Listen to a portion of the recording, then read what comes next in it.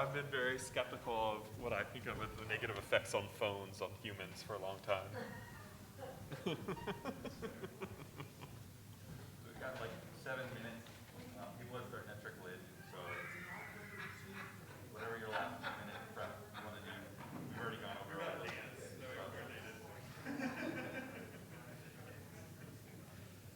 I figured. Well, I feel like doing a dance at ShmooCon would be slightly appropriate.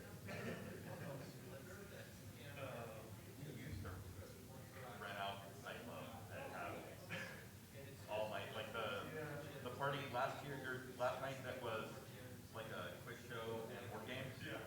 Just a long time ago was at like we closed down a popular bar.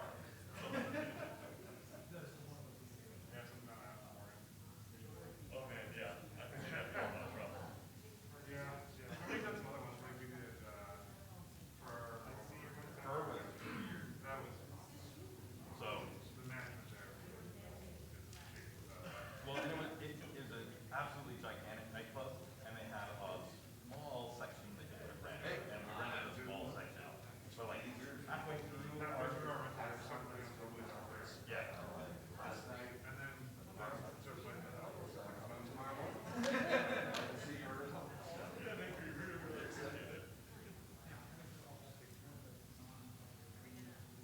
And that was a long time ago. board games are a lot cheaper.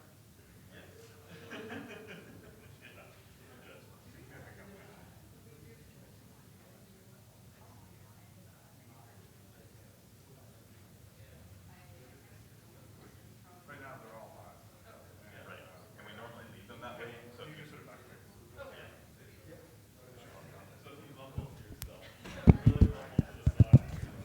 Check. Hello. 1, 2, 3. So streaming, are we close to being streaming?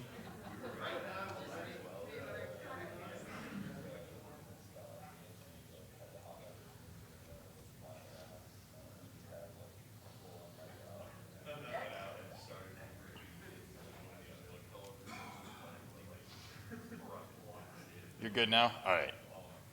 So we've got 5 minutes before we start this morning. So slowly walk your way in and find a place to sit.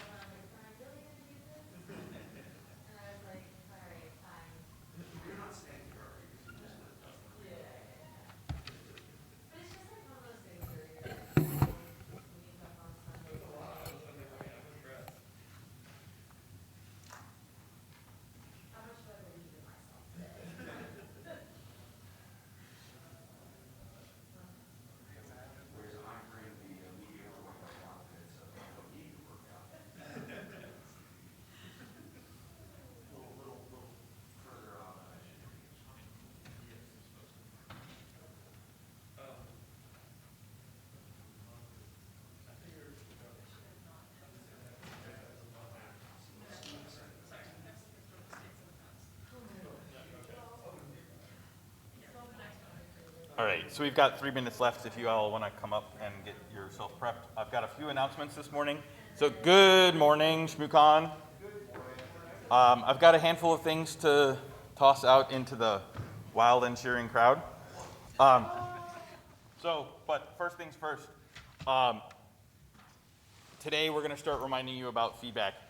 So ShmooCon takes every bit of feedback that you provide us to heart, and we try and improve year after year.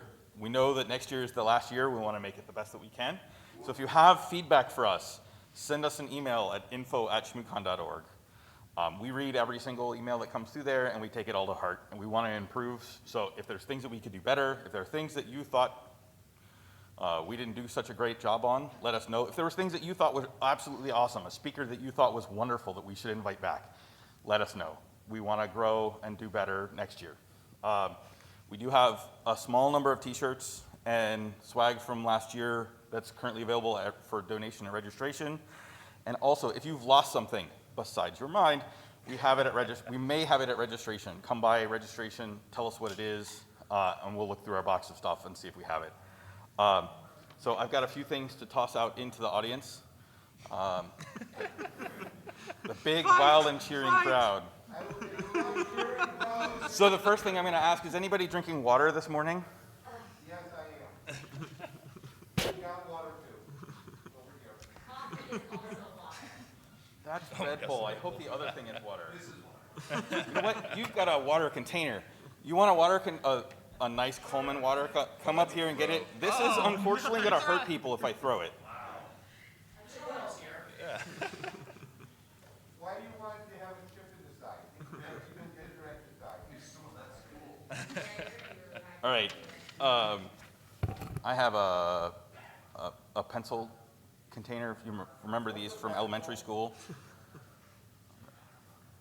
Oh, I'm terrible at throwing. And since you actually showed up and sat in the front, Merry ShmooCon. Okay, so let's so streaming, you're up and running. All right. So I know this is first thing in the morning, ShmooCon 2024. So please make a very loud welcome to our first time at ShmooCon presenting, John, Sarah, and Stu, who will be talking on more money, fewer FOSS security problems, the data, such as it is. So please give a warm ShmooCon welcome to John, Sarah, and Stu. Here, I'll go first, Sarah, and then you can just go straight. Yeah, sure. So, hi everyone. It's a pleasure to be here. We're going to quickly introduce ourselves, and then we'll start our presentation. I'm John Speed-Myers. I'm the head of ChainGuard Labs. ChainGuard is a software supply chain security company. We do, at the labs, research on open source software security, all manner of topics from SBOMs to VEX, from funding to vulnerabilities. And we're going to be talking about this research project that we've jointly worked on, the three of us. And I also have a role as a non-resident fellow at the Atlantic Council, which brings me into contact with these great researchers. Hi, everyone. I'm Sarah Ann Brackett. I'm an undergrad at Duke. I'm in my senior year studying computer science and public policy. I'm also a research associate at the Atlantic Council with these people. Hi, everybody. I'm Stu Scott, an associate director at the Atlantic Council's Cyber Statecraft Initiative. So we call ourselves CSI for short, and are the kind of cybersecurity shop of a DC policy think tank. So yeah, I'm excited to present some early research. And I think an early starting point on the question is why we are talking about open source software as a policy think tank. So our basic job is to do policy research and get it out into the world and hopefully inform policymakers and industry and shape the things they do. And one thing we've been kind of self-conscious about in the cybersecurity policy field for a while now, I think, is the general lack of our ability to bring policy research with empirical data behind it. So we're trying to do that more often. And we're, for now, calling that type of work counting things. So if you're interested in either that or a better title, please do talk to us afterwards. So we've done open source software policy work for a couple of years now, spinning off of the back of our software supply chain research. And the kind of general mental model we've been working with is a very vague and uncontroversial way of thinking about open source software. Thinking about it just as code that's licensed out to be used and reused and modified rather freely. And in that being used, it's pulled into important things. It's ubiquitous across the digital ecosystem, not maintained usually by the same entities using it. It's not necessarily well resourced. It is critical both in its ubiquity, but also because it tends to do some nitty-gritty important things. And it's not generally created with that kind of end use case in mind.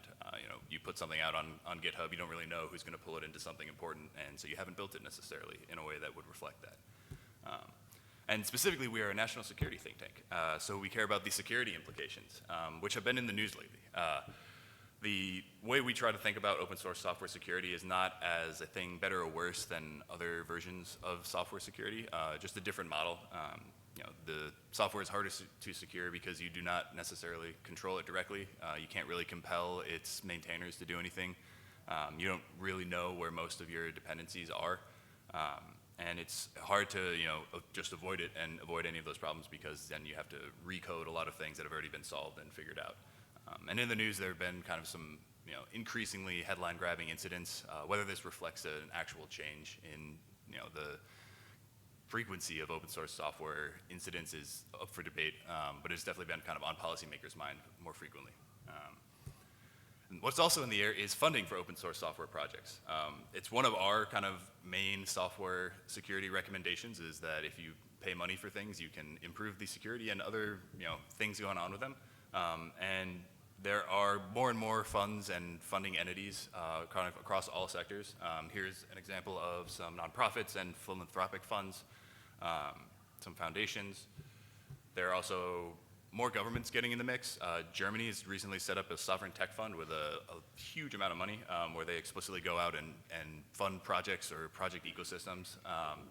There's the Open Technology Fund in the US has started spinning up a sustainability fund purely meant to keep open source software projects running past their attention grabbing phase where it's easier for them to get funding. And then the NSF has done a really good job kind of funding research about open source software and open science ecosystems. I could read through the list, but you get the idea. There's also more government attention. And a lot of this is all spurred by industry attention. There are a significant amount of FOSS funds in industry. I believe the kind of prototypical model was started at Indeed, but they tend to follow a slightly different model of almost sending thank you money to things that their engineers think are important and have a lot of gratitude for being able to use. So that raises the question, why spend money on something that is already kind of free in many senses of the word free? Some of these projects and funds are modeled on basically giving back. NASA, for example, has some very few strings attached funds that they give out as almost like a thank you note. Some projects are funded because the funder wants to kind of maintain a relationship with the project. Some of them are funded explicitly to give the funder some control over the project. Some of them are funded with specific end goals for the project in mind, whether that's features for the project, kind of general project quality. But the thing we're interested about is project security. There's an assumption, we don't know if it's good or bad, that a funded project is going to have more time, more developer hours, more maintainer hours freed up for it. And therefore, you could think it would be more secure. So this would be an easy way to kind of marry an outcome with a general, this is a good thing to do motivation. But in the interest of counting things, we wanted to see if that was the case. So the general question we started with was not a good question. It's, can you buy security? And we found that the answer was yes, because you can pay people to secure things for you. There's some really specific security-focused funding entities out there. A good example is OSTIF, the Open Source Technology Improvement Fund, I believe, where they take money and they find good projects and they audit them for security. Then they help them patch vulnerabilities. So this was not a good question. A better question, though, was what does general funding that doesn't have a security-specific string attached to it, do for the security of a project? So there are plenty of examples of security-specific funding initiatives, but there are also many more examples of general funding, and we wanted to see what would happen. The motivation behind this question, aside from, I wouldn't say quantitative rigor, but maybe quantitative curiosity, was to better understand some of the results of funding open source software, to understand what would happen if our recommendation was listened to understand better how funds and funders can tailor themselves towards specific outcomes if that's a thing that they're interested in, to also understand how the ecosystem changes and to take a swipe. I was given grief for calling it a lazy swipe earlier, which is fair. A swipe at answering some kind of fundamental questions about software statistics. What does security look like in a vaguely meaningful, measurable way? How can we actually figure out who is funded and who isn't? How much funding can we associate with specific projects? Fun things like that. And then finally, we wanted to have a good way of, in the kind of policy conversation, decoupling the idea that a fund has to achieve a specific outcome. And that a fund has a underlying motivation. Those can be separate things. So I'm going to hand over to my colleague, John Speed, who has done a lot of work to actually turn all these fancy questions into charts and tables that we can look at. I'm going to come with bad news to start. It's Sunday morning, so I figured you might want some bad news. We found it extremely difficult to rigorously answer this question. And I'm going to start with to show you how deficient we were despite our best efforts, I'm going to talk about what the ideal way of answering this would be. And it's really just a mental model, so you can see how what we did does or does not stack up with this ideal way.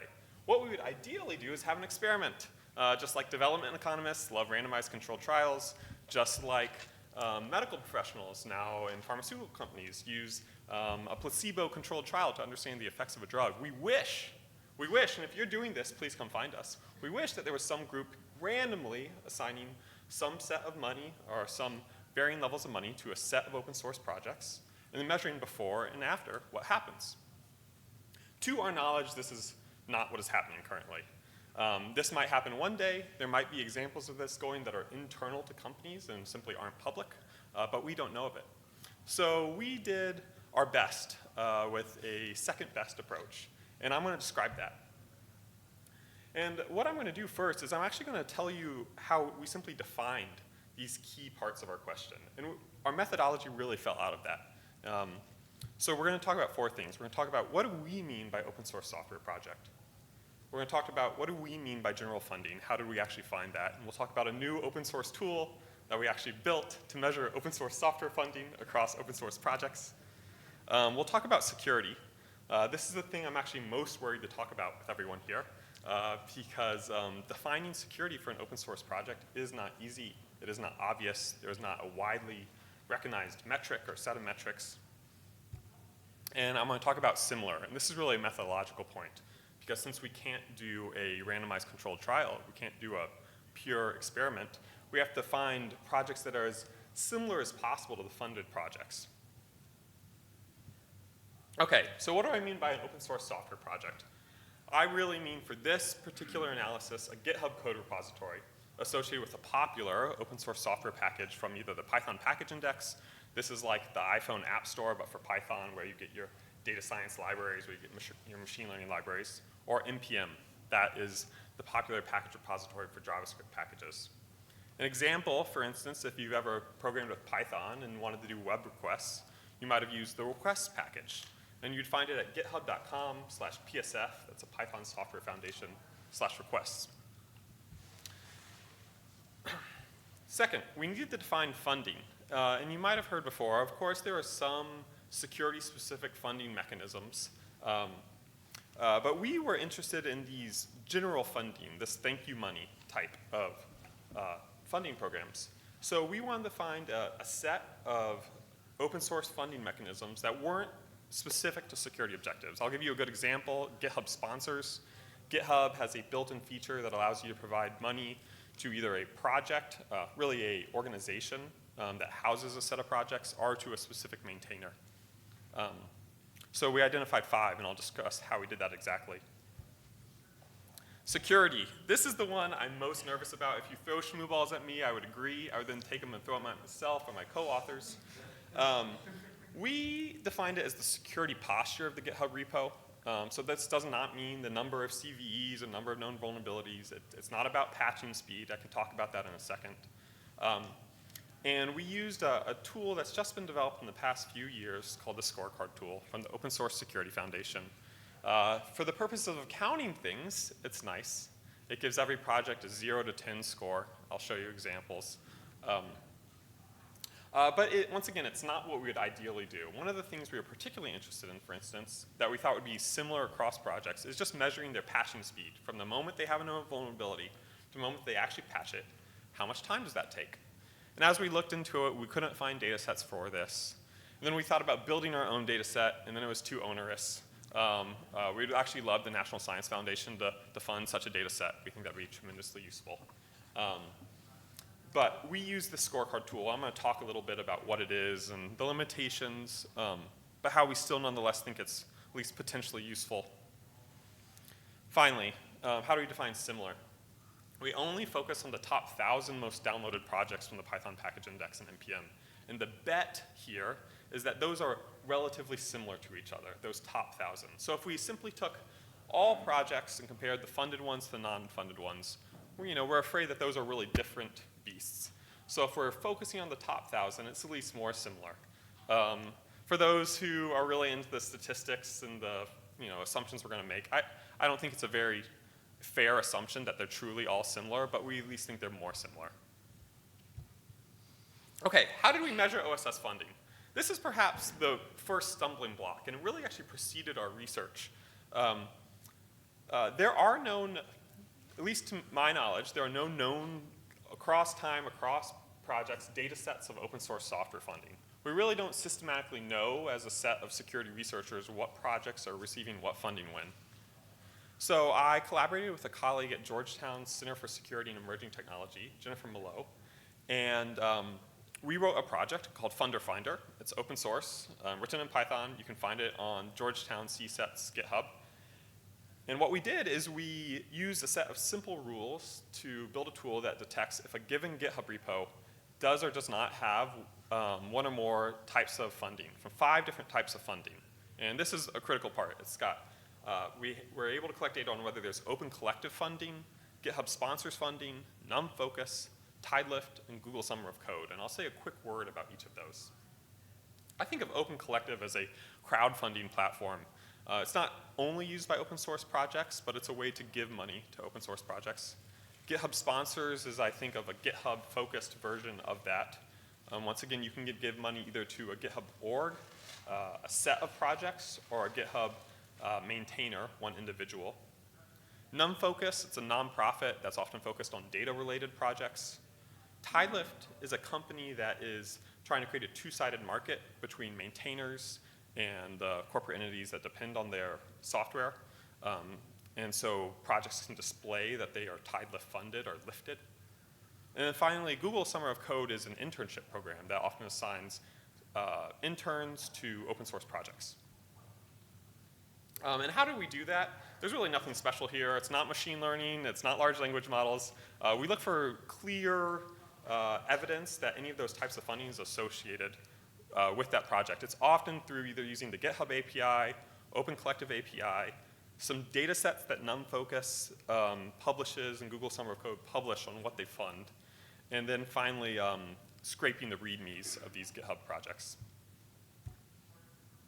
Next, how do we measure security?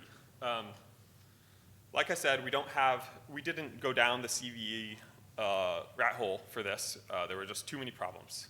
So what we did is we used ScoreCard, and ScoreCard is itself an open source project written in Go. And the nice thing it does is you can see the mascot holding up the 10 is it assigns every project a score 0 through 10. So it gave us a nice quantitative measure. I'll give an example here. This is a web app rendering of the ScoreCard for that request project I mentioned from Python. And what you'll see is there's a bunch of different checks, these sub-checks. So you'll see dangerous workflow and signed releases and code review. There's a lot of them. We'll say a little bit more when we get into the analysis about each of them and what they do or don't mean. But I'm just going to tell you about some of these to give you a flavor. And then I'm going to mention at least some of what we see as the obvious downsides too. But for instance, it checks, is there obvious of continuous integration tests? Is there a GitHub action that is running tests upon when you put in a pull request? Is there a security policy, literally a written document that is a security policy for that project? And are these things really security? No, they're not. But they are the sorts of practices you expect to see that would lead to security. Same with SAS, static application security testing. Is there evidence of a static application security tool being used in the project? Does it guarantee security of the project? No. But it's at least the sort of thing you would expect a responsible, secure set of maintainers to do. Before I get to that, though, I'll just say one obvious problem and stumbling block we have with this research is that we don't really know this to lead to a variety of secure outcomes for projects. It's not validated. There hasn't been the academic research you need to validate scorecards as a measure of that. I think our bet in our heads is that when that does actually happen, we think these things are at least correlated with that final measure. Can I prove that? No. That's another research project. We think it should be done. But it would at least surprise me theoretically that these sorts of things lead to the opposite of security. So that's our basic bet. It is a bet. Finally, what did we do with all this? So we've collected data. We have 1,000 NPM projects. We have 1,000 Python projects. We have data on each of those, whether they have funding from 5 different sources. We have data on their security from scorecards, 0 through 10 score. And we've only selected those top 1,000 projects so that they're similar as best as we can do. What do we do? Well, we keep it really simple. There's not going to be fancy statistics. We use tables. There is a fancy statistics version we could do one day for anybody that's sad. And we use statistical tests, just simple beginning of statistics 101 type stuff, checking if the distributions are different or not, looking at p-values. That's what we're doing. But before I turn the mic over to a colleague who will actually talk about the results, I wanted to do a quick poll. By show of hands, I'm going to give you 3 options, so don't raise your hand quite yet. I wanted to see if you thought that more funding leads to more security, the same, or even less security. So we're going to start. Does anyone think this will lead to more security on average across the different tests we do? Great. It depends, I heard. Okay, great. Okay, more. So we've got a few more. What about the same? You know, no difference on average. It depends. Okay, 7 or 8. And then fine, does anyone think that we'll find that those projects that are funded have worse security? Okay, great. I'm going to turn it over to Sarah Ann, who's going to talk about the statistics and results. Okay, great. So first, just for some descriptive statistics we talked about the different methods we use to get our different projects into our data set. And so we had, for each of the ecosystems that we look at, a different number of unique funding instances. And so for the Python ecosystem, we had 418 unique funding instances. And then for the NPM data set, we had 877. And then that's broken down by the different types of funding, which JSM started to describe. And those were broken out for each ecosystem. And you can see in this data about the prevalence that we were able to find a lot of data for GitHub sponsors for both ecosystems, and then pretty sizable chunks of Tidelift and Open Collective, especially in the NPM ecosystem, and then less for NumFocus and Google Summer of Code. And so for the Python ecosystem, we were able to find that for each of the funding types and the kind of aggregate funding compared to the projects that did not receive funding, that there was a statistically significant difference in their scorecard score from projects that did not receive funding. And you can see the average scorecard score in that second column, which shows the differences with the increase from the Tidelift and Open Collective being the largest compared to the projects with no funding. We found a slightly different result for the NPM ecosystem, with only the GitHub organizational and the Open Collective funding being a significant boost from the projects that did not receive funding, with no statistically significant difference for any type of funding for GitHub individual or for the Tidelift funding, for the projects receiving those funding sources. And so this is a comparison chart that shows that data without the scores, but just to show the breakdown of which seemed statistically significant and which didn't. And then we also looked at the number of unique funders. We wanted to see if projects were receiving funding from different sources or from larger amounts of sources, if that had an impact on their scorecard scores. And kind of interestingly, we found that at 2 unique funders for Python and at 3 unique funders for the NPM ecosystem, there was a pretty significant bump. But then after that, there was a significant drop-off in the projects that were in our data set that had those numbers of funders. So it's harder to draw conclusions from those amounts. But we thought that was an interesting result. We also looked at, as Jason talked about the specific scorecard checks within the OpenSSF scorecards metrics. So the first one that we looked at was the CI tests, which was, does the project run CI tests, which we just talked about. And then we also looked at contributors, which is, are there contributors from multiple different organizations or companies? The dangerous workflow check looks at if there are untrusted code checkouts, logging secrets, untrusted inputs, things like that. The fuzzing check looks at if the project is using a fuzzing tool. The maintain check looks at if there's 1 commit per week in the past 3 months, just to see if the project is still being considered, updated and hasn't been abandoned. The packaging check looks at if the project is published as a package. The security policy, as Jason mentioned, just checks if a project has a security policy. The token permissions one looks for least privilege and how those are all permissioned.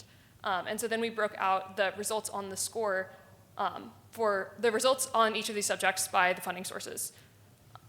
So first for Python, we found that for any source of funding, so these numbers are all positive or negative based on the impact on the scorecard score for that category. And so first, the total funding, we found that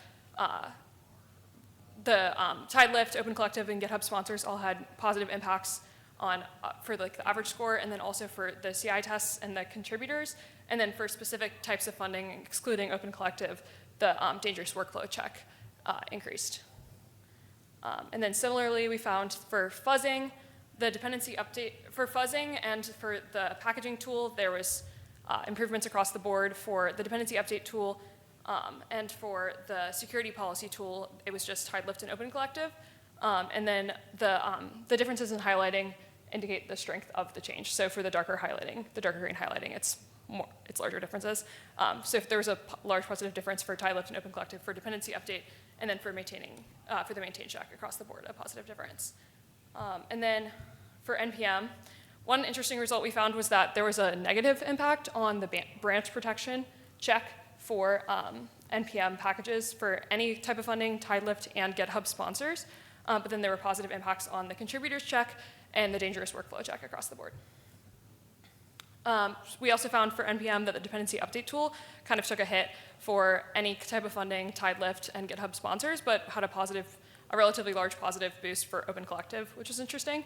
And then for security policy, it looked like a lot of the projects that received funding did have a security policy, which is an interesting boost. And then for token permissions, that was improved by Open Collective. And then here are those descriptions of scorecard checks again. And then, so this is kind of a summary of those results, comparing between Python and NPM. So for both ecosystems, types of funding were correlated with better scores in the dangerous workflow subjects category and for the token permissions category. And then there were other differences between Python having improvements in the CI tests and in the fuzzing and maintainers category, while NPM had improvements in the contributors and security policy, but had worse scores for dependency update tooling. And then for some specific funders, there were better results on the maintainers tool, and then for other specific funders in each of the ecosystems, there were effects on the dangerous workflows or the fuzzing or the security policy or the dependency update tooling checks. So now some limitations of this research. As we've talked about, this research is kind of far from ideal because we don't know if projects with better security practices are more likely to receive funding, especially since some of these types of funding aren't just passive. You have to apply for grants or do things like that, and that might be associated with people who are or maintainers who have better security practices in the first place. These popular projects might not be representative of the larger ecosystem. We did the top 1,000 from each of these ecosystems. We don't know how well these results would translate to other numbers of popular packages. And then, as JSM pointed out, we don't know if these scorecard practices actually affect security or if they're correlated with security. And we also don't know if the amount of funding matters, because within this research, we looked at projects that received large variations in amounts of funding. There are some projects that were receiving 6 figures of funding, and then there were some that were receiving smaller grants from individuals. We also don't know, and then another limitation is just the scorecards tool. It's constantly improving, but it also has some interesting kind of math with, like, some categories have, like, you can get a -1, a 0, or a 10, and then some categories have, like, different amounts of checks along the way, so the numbers are kind of all different with some of the subjects. So what does it all mean? We think that you can kind of buy security with a lot of caveats, but some implications of this research, kind of broken out by the different terms that JSM defined. We think that an interesting further research topic would be to look at more ecosystems and look at selection metrics other than download counts on these popular ecosystems. We also think that identifying different types of funding, including those that are passively received versus those that are applied for, and also breaking out by the amounts of funding would be an interesting further research project. We also think moving beyond scorecards to focus on different other kinds of metrics, including CV remediation time data set, which we think would be fantastic if that existed and we could use that. We also think that focusing on difference or absolute levels of security could be an interesting further avenue for this research. We also think that it would be ideal if there was a way to do a randomized control trial for this, or to look at before and after of scores and not just compare projects to other projects, and to see what the impact was when they received funding, and if that improved their security afterwards. Oh, I lost the slide. A couple other policy implications. We think that this should affect how governments think about selecting projects to sponsor, and how it should be a consideration in terms of what mechanisms work best for certain outcomes. If your goal is to improve security and you're going to fund a project, you should have a clear definition of what that security is and what the goal is. If you're going to say we should have a security policy, that's a pretty direct outcome. But if it's other more nebulous outcomes, then we think there should be more metrics, and that should be associated with mechanisms that actually achieve those goals.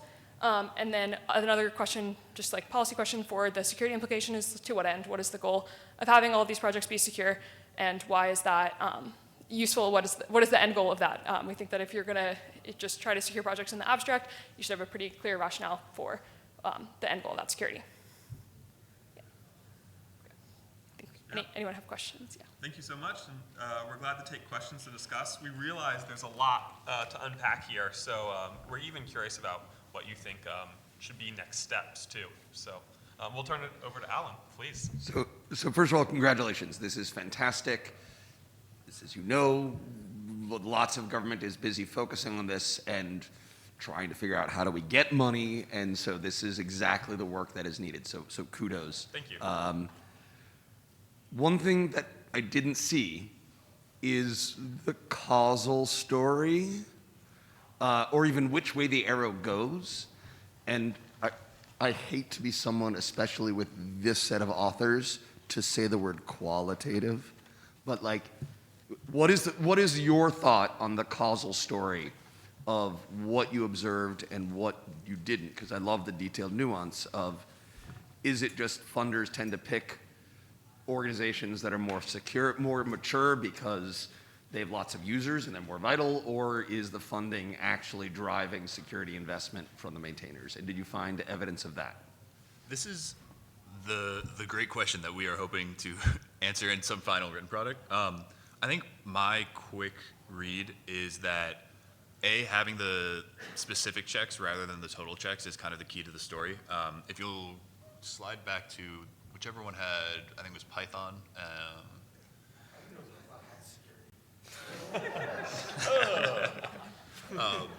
This one? Yeah, or second slide, yeah.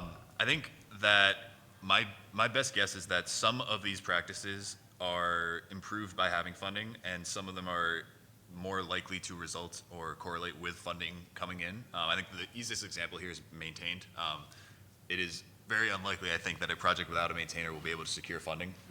Apparently it has happened. I think that comes down to how the check is run and whether the kind of like automated fashion it looks for signs of maintainers is reasonably accurate. But I think other things are more reasonably kind of causally prior to funding, after funding. My guess is that once something is funded, it's more visible, and so more likely to have kind of frequent contributors. The fuzzing tool was an interesting one. I wouldn't be surprised if some of that money was spent on some fuzzing. So our kind of next steps, I think, in the weeds are going to be looking for both the like abstract pathways we would expect in some of these specific checks, but then B, I would love to just go out and check with some of the projects. I think the most popular ones would be the ones most easy for us to just talk to the maintainers and be like, hey, what's changed since you've gotten funding? But yeah, I think anything you guys wanted to add to that? Yeah, I would just say that I think there's another question here about is it simply just reverse causality? I think there is a more sophisticated set of tools, still not randomized controlled trials, but that we could use potentially, and it really involves doing better matching of funded to unfunded projects. And so what I could imagine, though I doubt it will be in this written project, though it's possible for the future, is you often see in public health research and epidemiology research a matching algorithm that finds the closest matching project. For them, it's usually patients, but for us, projects to the funded projects. So instead of just taking the top 1,000 projects and saying, well, they're roughly similar, we take the 150 or so funded projects in a certain category and try to find the 150 non-funded projects that are most similar to those. And I think that's possible, and there's some pretty obvious ways to match. Download count, but I think also things like number of maintainers. So you hold that constant. You could also match for length that the project has existed, and there's some other things to do. So, ML has really revolutionized cluster analysis, so you can actually use similarity across different types of software. yeah, yeah. The other, I think, follow-up study we would consider is all of the scorecard data is collected pretty routinely, so there is a time series of that.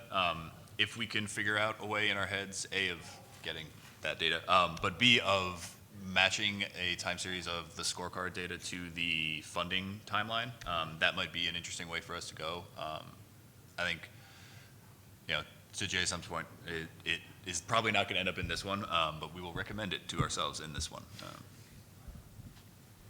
Hi, great talk. Thank you very much for sharing what you found. I had a question regarding, you kind of answered it a little bit in terms of like encouraging contribution back into projects, but I wanted to see that a step further in terms of like future plans for how you influence this when you go forward to government agencies with your results to encourage not only funding but also feeding back into projects if they go with using these projects. Is that going to be part of your intention or? Yeah. It's a great question. One thing we found that I think influences the answer a lot is different government agencies, even within just the US, are at kind of wildly different places with regards to their relationship to open source software. I think NASA has consistently been doing like things well in advance of everyone else and then not publishing or telling anyone about it. So honestly, we would go to NASA and be like, hey, what are you doing? I think the general story we would hope to present is that if you want to do a specific thing with your funding, which would be the case for, say, CISA, which cares a lot about security outcomes, then there are kind of well-trodden paths to do that. John Speed has also written a wonderful paper on a very old DHS program, I think from 2006, right? That's right. That did exactly that. It paid for a scanner for open source software projects to use, and they used it, and then they fixed the things that they found with it. There are, I think, a separate set of stories we would want to tell to more general funders, which, to be honest, tend to not be in government. We found like a very interesting pattern of lots of these kind of nonprofit entities doing a significant amount of funding and not actually communicating with each other very well about where they're overlapping, what kind of their end goals are, which is not to say that they necessarily need them. I think there's a very strong like moral argument for you've made a lot of money using this thing, it should receive some money in return. I think the story there is more to say that as they are seeking funding for their funds, they can talk not just about the things that they're trying to achieve as like funding as its own success metric. We funded these projects, that was our goal, but what those projects do with that funding. So yeah, there's a bunch of stories basically, and some of them involve us learning from people who've been doing it for a while. Awesome. Thank you so much. Yeah. I have one quick thing to add there. I think another style of funding we're interested in is simply staff time back to projects. And Kind of what I was thinking. yeah, and we haven't done anything yet empirically about that, but we were just this morning discussing, is it possible to build a data set of the open source contributions on GitHub of staff associated with the major technology companies and what projects they're working on with what frequency and whether or not that has a result or not. It could probably do it for a larger set of companies too, but it's something we've been interested in but have not pursued. Thank you for the great talk. Alan made a joke before that he didn't know Python has security, and I think the reason for that is because PHP and NPM, we constantly hear about problems with it. And so my question is, have you looked into how much this is reactionary to bad security? So it's something goes wrong, they get attention, they get funding that way. Yes, so I think the larger kind of focus on open source software from policymakers is in some ways reactionary. I think Log4j was a big visibility moment for it. My sense being that like a significant number of government agencies realized that they had a problem which they had very little kind of control over or understanding of. That said, I don't think that is kind of the entire story.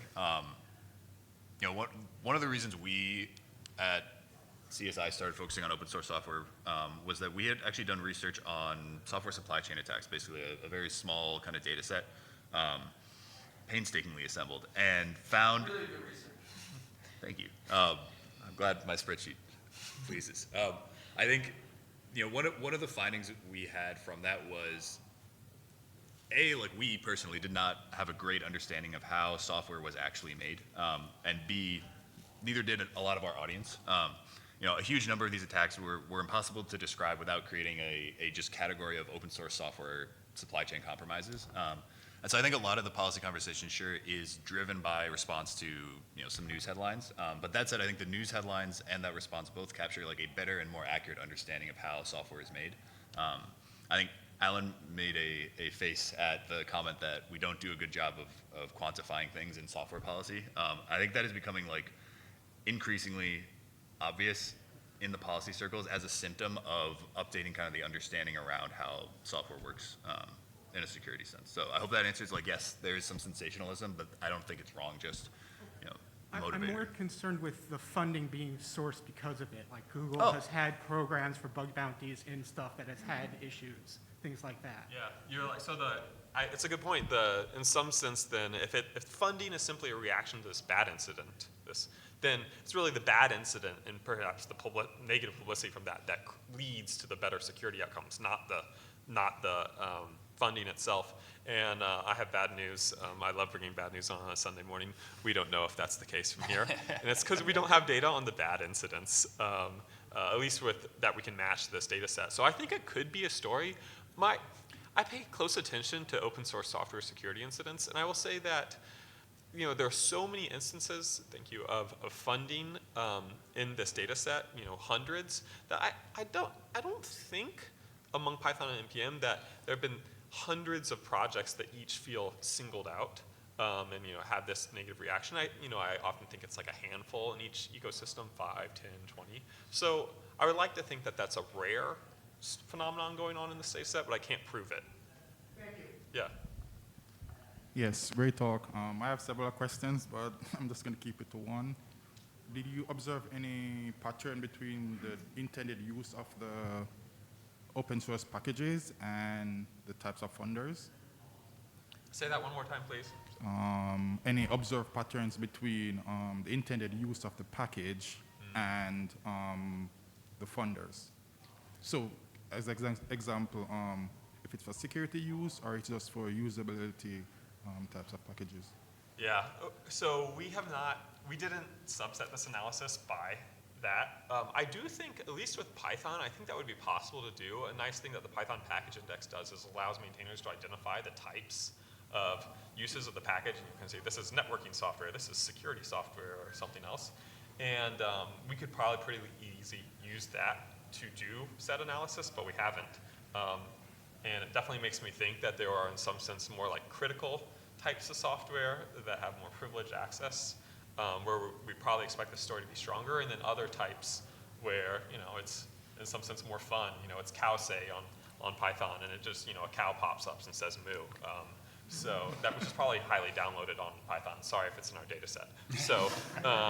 So yeah, it's a good point, good idea, and we haven't done it. Thank you. Great presentation, very high level, that will give us some real context to understand this. For the last 2 years, I've looked at 20 programming languages and found some very odd activity from the developers. As an example, Java. Java has 21 versions. Applications, those applications have requirements for IPCs, inter-process communications. I started doing a dig and finding not only do we seeing published CVEs, but we're seeing non-published CVEs in those processes. The other thing is a lot of the programming languages don't say call an end of life. Therefore, you're getting something, the program I write today is a snapshot in time of the programming language, the libraries that I use, my logic, and what minimal or some testing is actually performed. So you might want to look at that. Reason is I did a deep dive into network communications, for all 20, identified that they had IPCs, they called libraries that weren't supposed to be used for IPCs, which then left, generated you to go to another programming language, to another programming language, to another programming language, and that whole chain became a big compromise. So, Terrifying. yeah, if you want to have a conversation, because this is where we are, as an example. A good example is just within the last 2 months, Java said, hey, now we have end of life. Problem with it is we have 5, of the 21, we have 5 that are end of life within the next year or 2 or 3 or 5. The rest of them are still active out in the internet. They're still on libraries if you go take a look at it. And those libraries themselves have dependencies. Now, the last thing that is interesting is we have standards bodies that basically need use of those IPCs for networking, for communication to hardware, whatever it is, okay? And each of those have changes. So as an example, IETF may make a change. They made a change last week on TCP, okay? It's available in Linux, it's available in BSD. We don't know where the libraries came from, okay? So these are the kind of things that I am noticing over time doing some testing that I've done. And by the way, from a Java standpoint, the big problem I had was that started my research was to look at each of the different versions to find out what network protocols and how they supported it. Did they support it that much, or that much, which basically has an impact on your scorecard. Okay? We're finding that a lot of the libraries are not up to standard or poorly written, therefore leaving vulnerabilities in that communications path, whether it's through memory, through hard drives, whatever. So anyway, just an idea for you. Yeah. We can talk later if you want to. Thank you. Thank you. Yeah, and we're certainly interested in end-of-life software. I know some other people here have interest in that too. So there's a lot of counting and measuring to be done. So it's something we'd be glad to explore. I know that there's a risk of name shaming, but Tidelift, one of their big pitches is that they, will help improve the security of your supply chain, and that they do that based upon the scorecard score.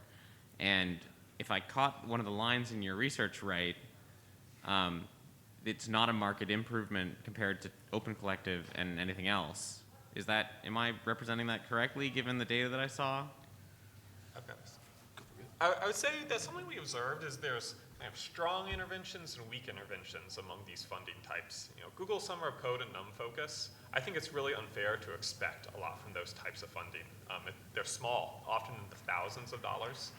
There are bigger types of funding, at least can be bigger, from Open Collective and Tidelift, and potentially the GitHub organizational sponsors, more so than GitHub individual sponsors. We kind of expect those to be bigger. And I think something that really stuck out to us, Sarah Ann pointed this out, is that for Python, that Open Collective and GitHub organizational, Tidelift, they all have a strong effect, and relatively similar to each other. In the NPM, the Tidelift funding is actually not significant, so that stuck out to us. It's not significant in terms of it having an impact above the other ones, right? Yeah, I think you bring up a good question here about, should we expect Tidelift to be above and beyond the other ones? I think that's an interesting thought. It's not something we statistically, it's not something we statistically analyzed. Yeah, my other 2 quick thoughts on Tidelift funding specifically is, I think we don't have a good sense of how useful our kind of sample is representing the things that the funders actually fund. These are the most popular projects that they fund, but I have no idea if that is a significant portion of what they fund. B, I know that Open Collective is different from these in that it is actually more of a funnel of funding, and I know it funds some corporate funding out to funded projects. I wouldn't be surprised if Tidelift used it as well for some of their funding. And then the third note is too that I have, to be honest, no idea how yet we are thinking of considering the subjects versus the aggregate score. But I think throughout the subjects, there's a reason to suspect that, like, you know, a funder who cared about a specific set of them would have like very, very easy time being like, oh, this is why I care about these numbers. Ignore the total score because these other ones are meaningless for the things that we're offering you. I suspect that some of that is also at play. But that's all to say that, you know, yes, the observation is like from these numbers correct, but I don't know if it actually means anything. The other thing to keep in mind is that we are comparing projects that receive TideLift funding to projects that have not received funding. So if TideLift is going in on projects that have very low scorecard scores and then raising their scores in some way, we haven't done that kind of before and after analysis of like the projects might be the ones that have lower scores and then still it's not better than everyone else, but it's an improvement from what existed before. My question is somewhat tied to the opportunist, like something bad happens, there's funding. Did you guys mention the time period you looked at the funding? Because I am curious if we've seen an increase in funding for FOSS projects after a significant interest has been put out by like the White House, the government. Like, do we see more organizations looking to fund these projects? Did you look at that at all? Like, is there a time period tied to this? This is just one moment in time, and it's really from this last summer, late in the summer, roughly August. So August 2023, this was our snapshot.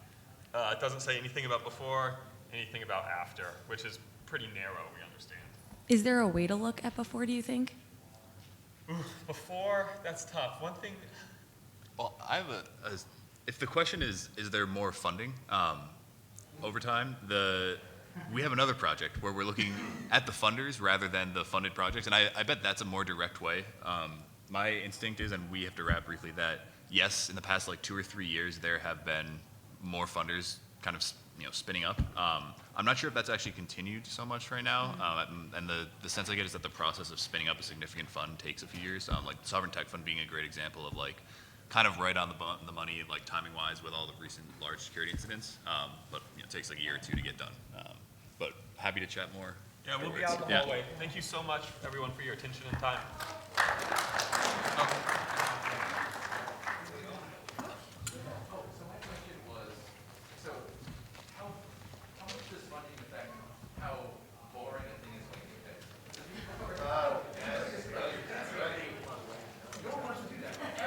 Yeah. Takes someone to go through like, okay, this thing is on Java 10. It needs to be like the actual current version of Java, right? Yeah. And that looks like what TideLift actually does. Yeah, exactly. I think that's exactly right. Is that my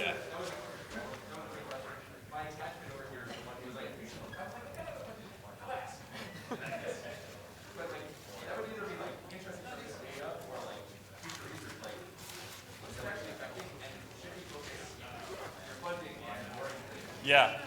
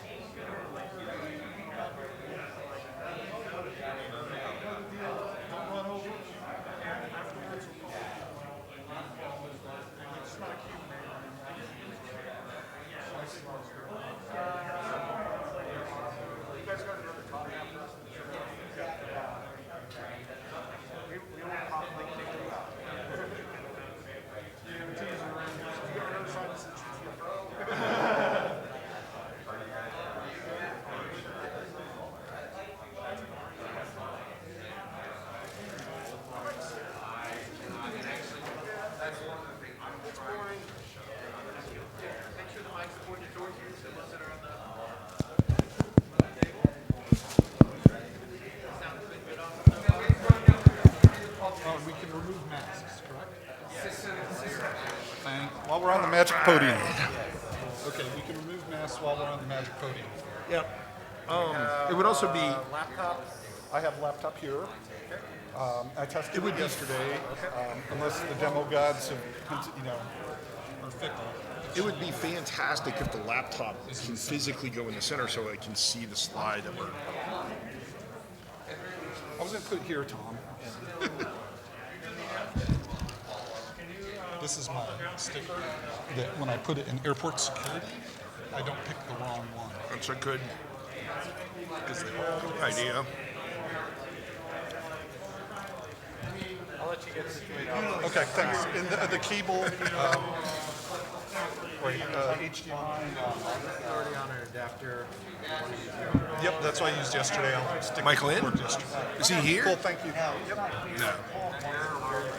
Man, I saw him a few years ago in New York, but unfortunately, I don't get to see him as much as I used to.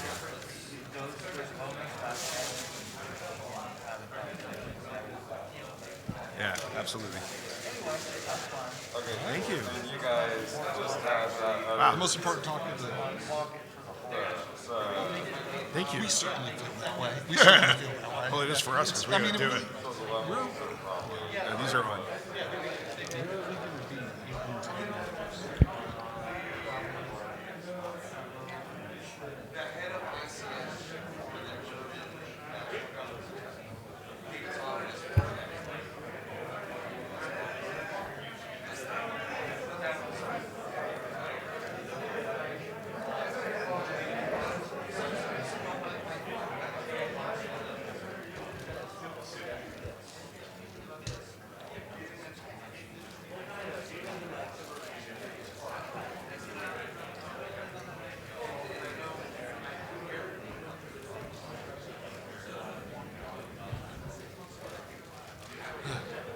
Job's good.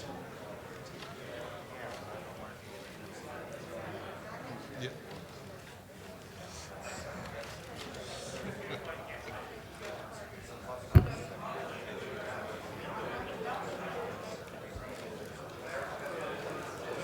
Okay. So I have teed up the checklist. I just want to pop it up briefly. Yeah, okay. I just want to make sure that it's in full screen mode. Right. I need to silence my phone. So I have to drop out for it to work. Yeah. Unless I do.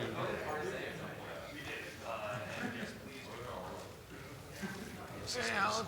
How's it going?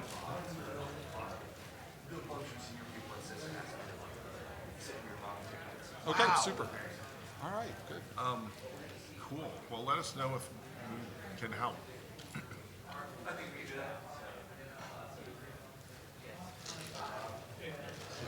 So if I'm in full screen mode. Sure, I'm just going to check mics real quick, if that's okay. Yeah. Testing, 1, 2, 3. Yeah, 1, 2. We're good. One. Okay. They also check the recording. Okay, so we're good. Is it okay if I kind of have it over here for me? Welcome to the 11 a.m. session of BELAY here at ShmooCon. We have a few announcements. We couldn't do this without you. Feedback is always appreciated, so please share your thoughts with us by emailing info@shmoocon.org. Ted is recording and selling the videos from the conference, and you can take them home with you on a thumb drive if you stop by his booth. He does this every year. It's right at the end of the hall. Really helpful guy. T-shirts and previous year's swag is available for donation in registration. And if you stayed at the Hilton but didn't book through our room block, please help us out by giving us your last name and reservation number to info@shmoocon.org. This helps us get credit for your stay, and if there's an issue with billing with regard to cost, there's the possibility of it being adjusted. All right, with that, I give you War Planning for Tech Companies, and Greg Conti and Tom Cross are your presenters. Hi, thank you very much. I'm Greg, this is Tom. We're here today to discuss, I think, a really important problem. Looking at the future of global conflict and its implications to information security, cybersecurity tech companies. In this talk, we're hoping to do three things. We want to argue that it's now necessary to extend our thinking beyond traditional risk management, crisis management, cyber resilience, and business continuity to include deliberate planning for a great power conflict. That we want to explore how one might do such planning at the organizational, at the enterprise level, and get your feedback on the idea. At its core, I think we want to start a conversation on this subject. We've put a lot of thought into this, but we're not claiming to have all the answers, and that's why we're here. And we look forward to conversations with you, after the talk as well, if you'd like. So my background was I'm retired from the military. It was in military intelligence and cyberspace operations. And then I taught at West Point for many years and ran their cybersecurity research program. Tom and I have collaborated at the intersection of military strategy and tactics and how those might be adopted for cybersecurity, because unfortunately the online world is becoming more like a combat zone, particularly if you work in a SOC, than what we thought it might be in the 90s.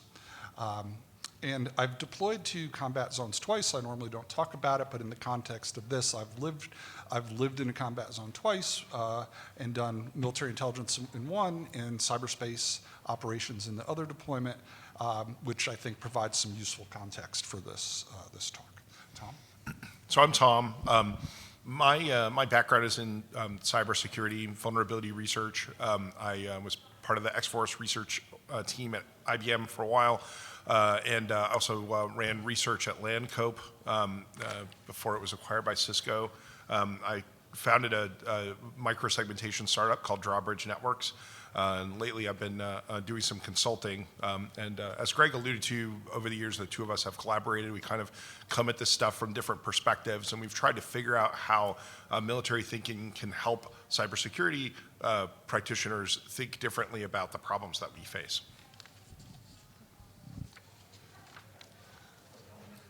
So where we thought about the world 1 or 2 years ago and where we think about the world today has evolved. Ukraine and more recently Israel have shown us that regional conflict is a very real threat. In fact, we have a poly crisis going on now, and that there are implications and effects around the world. We've heard anecdotal evidence of people selling companies in their portfolio because of these conflicts, and pivoting to infrastructure, the different infrastructure and the like. So real serious implications. We're going to explore those and then explore what happens if we see a worse conflict. So you probably have heard of Rob Joyce, who worked in the White House, long-term NSA senior executive for cybersecurity. Recently he was quoted as saying, "You don't want to start planning the week before an invasion when you see the White House saying it's coming. You want to start planning now." And we agree, but beyond this, we thought, Tom and I spoke and said, he doesn't explain how to plan, right? So we're trying to get at that problem, the next step, how to make it, if you forgive me for the marketing phrase, actionable. So as we think about conflicts, and the two axes here are probability and impact. And in most risk equations, those are the two main facets of risk analysis. And if you think about low probability, low impact events, okay, and then low impact, high probability, okay, we can deal with those. And then high impact, but hopefully low probability, almost black swan type events. And then high impact, high probability. So this is how we're kind of framing the problem. And we would have put global conflict down there, very high impact, but hopefully vanishingly small probability. And then regional conflict, less impact, higher probability. But then Ukraine happened, and Israel and Hamas. And we found that now the probability of a regional conflict is 1. And it had greater impact than pretty much any of us expected because of the dependencies on those regions. So we're thinking that the probability of future conflict is now moving up. And more specifically, that the probability is high enough that we should be conducting planning now. It's greater than 0 for sure.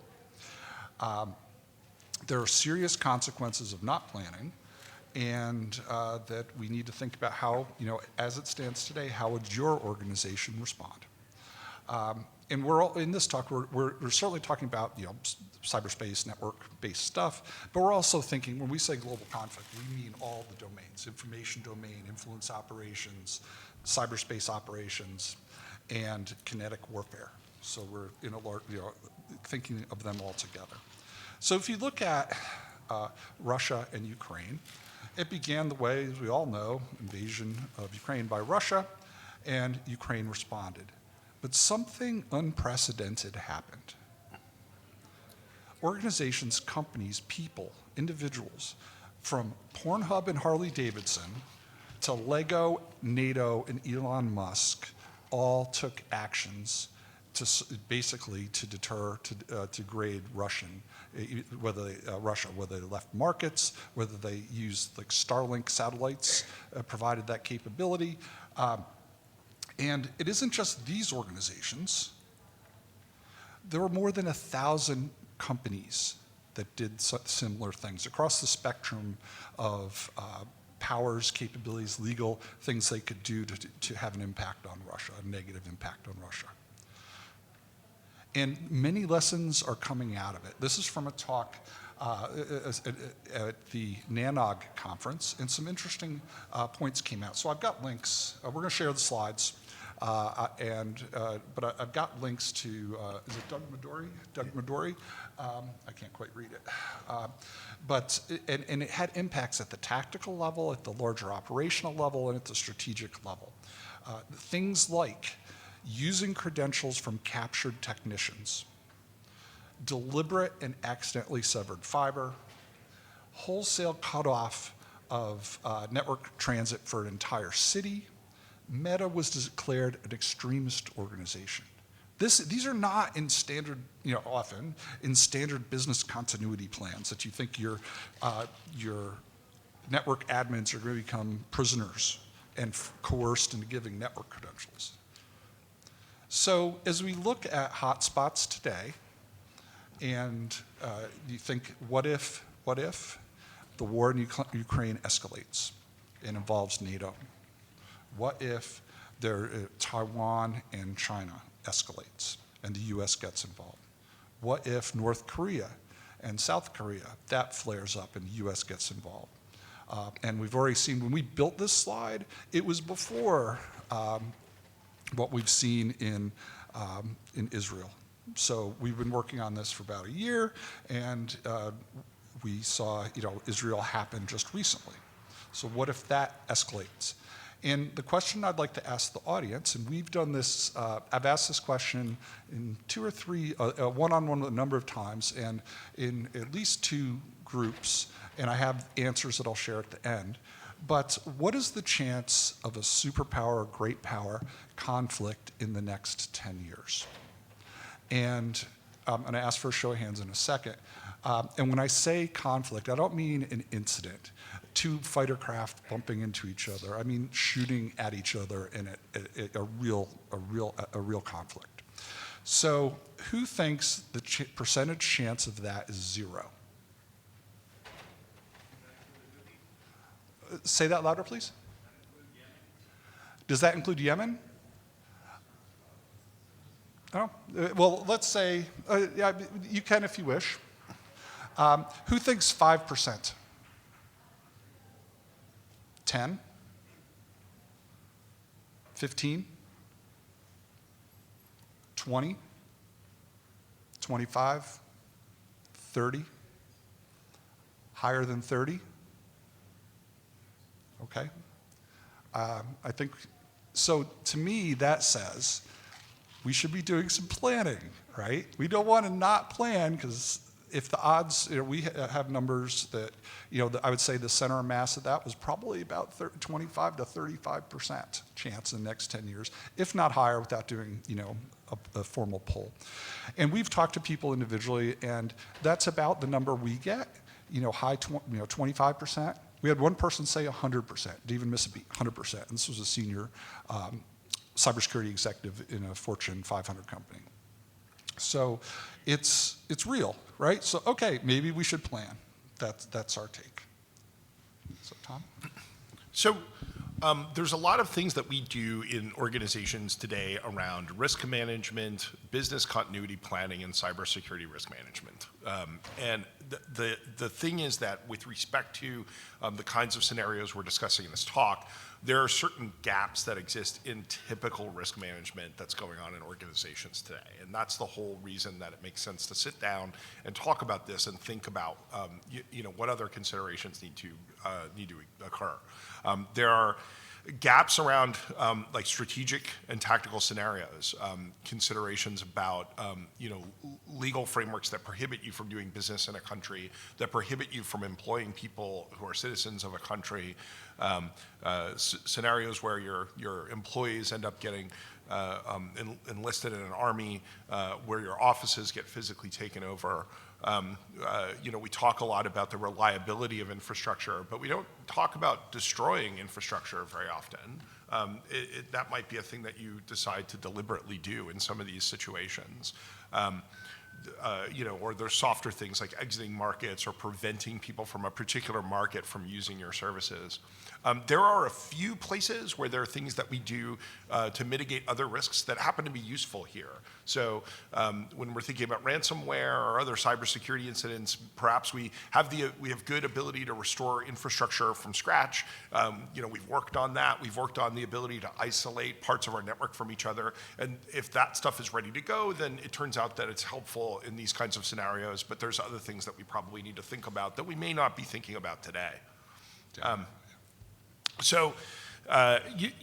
first question is, how receptive is your organization to actually spending time and money thinking about these things? Obviously, the earlier on you are able to begin preparing for these things, the more prepared you're going to be. All of us in information security are familiar with being in these positions of attempting to convince an organization to think about something that hopefully won't happen, but might happen.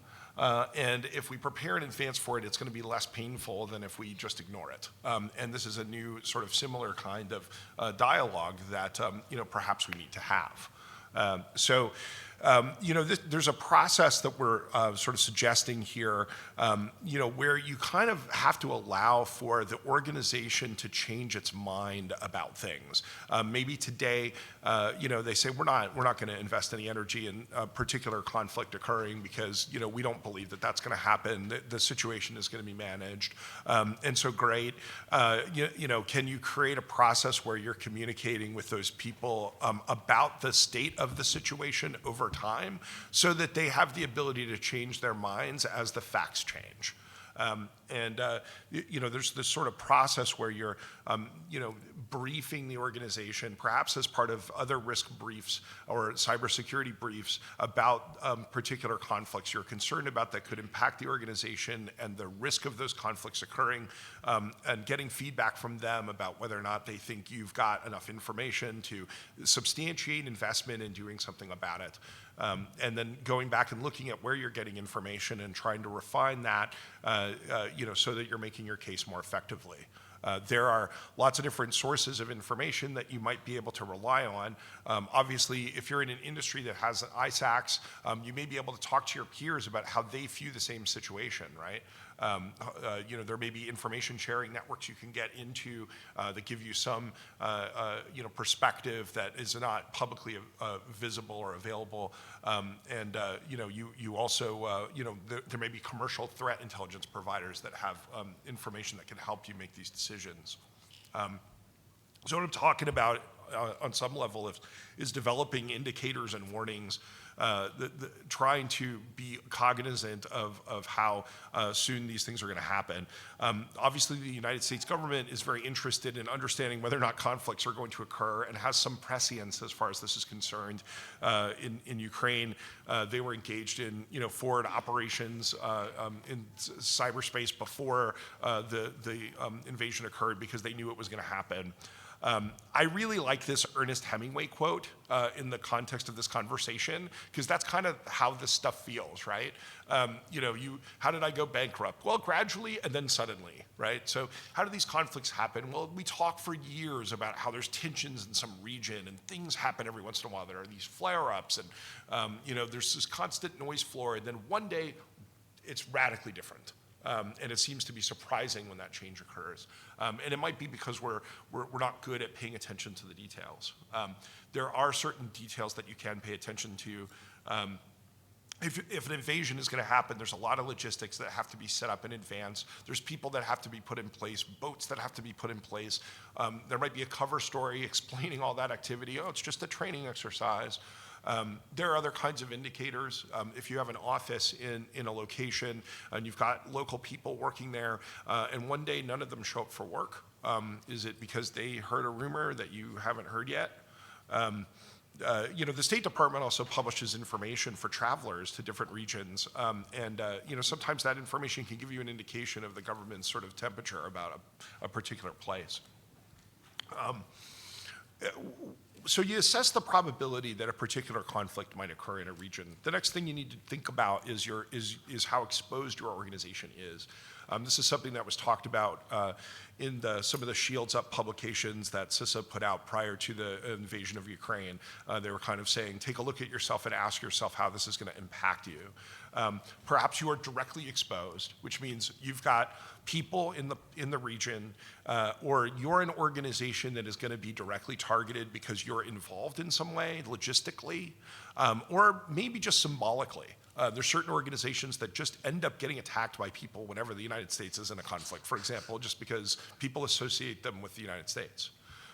You could have secondary exposure, so you're completely out of the region, but you're highly dependent operationally on some third-party organization which is operating in the region. And so you need to assess the impact to them and whether or not they're well prepared for the situation to happen, or you need to assess whether or not there are other partners you can work with and how that transition looks, right? The third thing is that when conflict occurs, there can be collateral effects that impact everyone who's doing cybersecurity in particular, regardless of whether or not we're directly involved or exposed. Holly Stewart at Microsoft and I wrote a paper at Virus Bulletin in 2013 about the disclosure of the fact that a vulnerability is being exploited.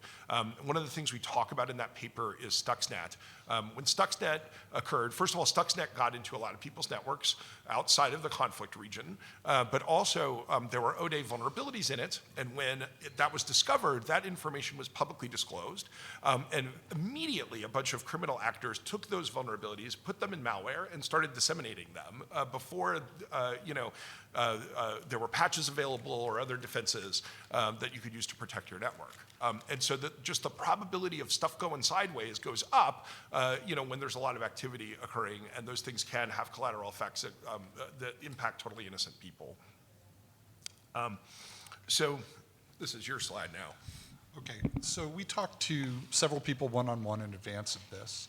And the feedback was we need to kind of scope the problem because there are degrees of how this plays out. And at a certain point, what companies can do, what organizations can do, and what the government is responsible, right, as these scenarios progress. So what we came up with is the stairway to Armageddon. It starts with situation normal, goes to zombie apocalypse. So this is where we all want to be, business as usual. Then as you progress upward, so business as usual is our goal, and we should be planning it's in scope for what we're talking about. Then a situation could flare up, and your operations may be degraded, right? For whatever reason, people have to pivot to working from home. You could think of COVID, where you were on this scale, your operations were degraded for a while as people figured out how to do work from home. Things, the internet could, get disrupted. I know it's supposed to be resistant to disruption and right around censorship, but it could be disrupted to the point where it's not reliable. Some of your third-party partners. So your organization may be able to function, and it's up, it's down, it's up, it's down. Things could get worse. Maybe the gasoline is not flowing, trains are not running, and your business or the internet is just so unstable, or you're segregated from the internet for some reason that your business is down temporarily. So everything I've discussed so far is in scope, and I think your planning can help there. There comes a point, and some companies, you think in Ukraine and in Israel and in Russia, are down permanently because of what happened, right? That's kind of getting out of scope of what we're talking about, and they're not coming back, those companies. And then finally, civilization is down. And that's really a role of the government. We kind of depend on the government to maintain civilization so we can live and thrive. For that, if you want some insight into that beyond the scope of this talk, read Cory Doctorow's When Sysadmins Ruled the Earth. It's really good. Now, when you look at these levels, each organization, depending on your preparation and your placement in the conflict, your proximity to the conflict, organizations will be at different levels. So the better you prepare, the lower down this scale you can be. That's our argument. And what pushes things up the scale? Well, what is your virtual proximity, network proximity to the conflict? What is your geographic proximity? How dependent are you? Do you have third and fourth party assets, for example, that you're dependent on? Are insider threats inside your organization being created because your company is not united? You think of U.S. Steel during World War II, you're pretty sure you know where they fell in World War II. But today, you might have a split right down the middle of the company in your workforce. So those type things are going to push up. Pushing down, things like planning, preparation, training and exercises, maintaining situational awareness and seeing a threat intelligence picture and understanding the scenario as it's evolving. Those type of things push down, having a unified workforce. So more specifically, we looked at the idea of, well, the government has things called war plans, and they look at different scenarios. And hopefully that day will never come, but they create them, they maintain them, they exercise them. And if you go online, I didn't want to put screenshots in here because I don't know where the line is, but there's some stuff out there that lays out various war plan, titles at least. It lays out some scenarios that are under consideration. Don't know if they're true or not, but it's interesting to take a look. And technically, the military doesn't use the phrase war plan, but it's conceptually that's what it is, right? They have planning going on at all levels. They have effectively war plans where they think about these things. So in the context of this talk, war planning for tech companies, our idea is that you develop a concept to protect your organization. It's infrastructure, it's people, it's data, and to continue operations in the event of a conflict, potentially a great power conflict.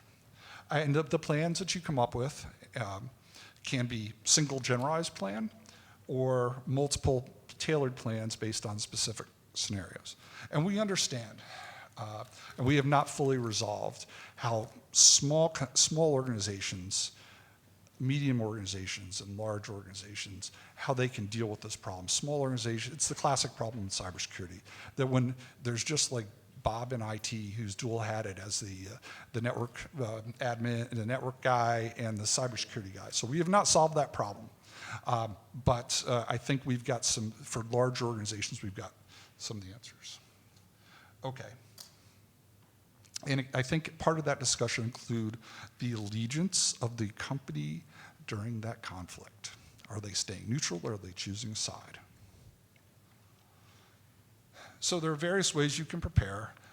We have some examples here at the strategic, operational, and tactical level. But our key point here is that I think a good place to start is starting to develop a generic, war plan, put some thought into it, and time permitting and resources permitting, develop a scenario-specific plan based on scenarios you think might be coming. Maybe there's ISAC level activities that could play here to help.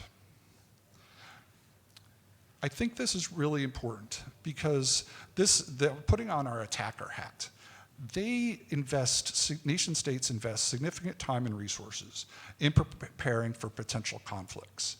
They don't have a magic crystal ball that tells them what's going to happen, but they prepare, they have intelligence assets, and they're tracking the probabilities, and they're making investments. They might infiltrate sleeper agents, people into countries decades in advance and have them embedded in particular organizations. Years ahead of a potential crisis, they're probing infrastructure, identifying vulnerabilities, and stealing IP, surveilling, maybe developing leverage over employees, and creating dependencies that can be ripped out in time of conflict. And now as things start progressing, and it looks like even, that it may actually happen, then you get things like people activating those sleepers, activating those people inside your companies to take some sort of action. They might attempt to steal companies of your planning and business continuity documents. They might, they'll be updating their exploit databases in your vulnerabilities. They might exercise leverage over your employees. They'll be doing influence campaigns and developing prioritized attack lists. And finally, after as the crisis unfolds, then you get the actual information operations, cyberspace operations, and kinetic operations. So it depends on the country and how much they invest in each area, but I would suspect that this is what's going on. In parallel, you have yourselves, the defenders, and you're doing things like investing in building resilient programs, creating a talented workforce, recruiting. You're vetting your employees to make sure that they have clean backgrounds that aren't going to be subverted and they'll become they're not sleepers, right? If you can. You're patching vulnerabilities. You're planning, building relationships because you don't want to be an island if this occurs. You want a collective defense posture. As it starts unfolding, you might be looking at tailored operations on your networks. You might create tailored training or tailored exercises. What do we do if this happens? And then as it really starts unfolding, you're disabling and hardening infrastructure. You might be pivoting to another more safer location. You may be moving, encrypting, or wiping data. I'm sure if you talk to people one-on-one, we've all heard stories coming out of Ukraine, what people had to do, and in Russia.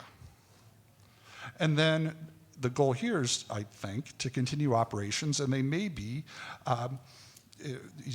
continuing operations, we're recovering from attacks, and they may be supporting, leveraging their organization to support the war effort in some way. Because we're talking great power conflict here. That's like an all hands on deck kind of scenario. So a key question is, who in the organization needs to be responsible for developing the organization's war plans? And the simple answer to that question is this is a business continuity planning exercise. The problem with that simple answer is that BCP, as it exists, does not necessarily think about these things. And even cybersecurity risks, sometimes BCP doesn't really they don't really think about it in those terms. They're thinking, if we lose power in this data center, how are we gonna fail over? And that's important, but it's not sufficient. And so we kind of think there's a core team of people in an organization that have to do with, that think about risk, that can work together to identify risk here. And that includes BCP people, business risk management folks, and cybersecurity folks. But then there's this broader set of people across the organization that are going to need to be brought into these discussions because they have particular pieces of the puzzle. So I have a more in-depth slide that kind of explains why some of these different business functions are relevant to the discussion. It could be that you need to talk to your legal team because there could be sanctions that are imposed in the context of a conflict, and you need to understand how to navigate them. You may need to have connectivity to HR because it may be that you're no longer allowed to employ people with a particular citizenship, right?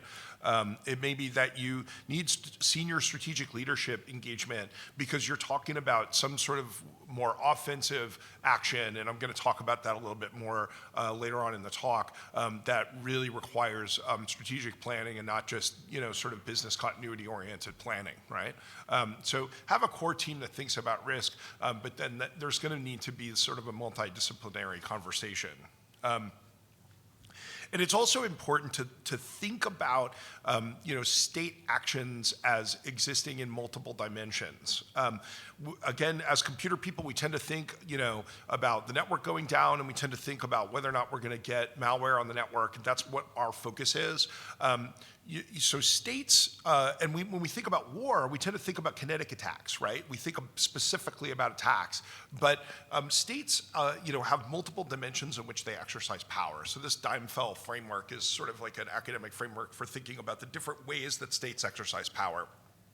States in conflict are going to exercise power through all of these different mechanisms. They're going to engage in diplomatic actions, which may include new regulations and sanctions, as I've mentioned, that could affect how you function. They're going to engage in information operations, and they're going to spread propaganda. And someone in your organization is going to believe that stuff and get wrapped around the axle about it, and may decide to do something stupid as a consequence. There are going to be kinetic conflicts. People who work for you may be drafted into them. There will be also like law enforcement, and protests and things like that. You may have employees who get arrested.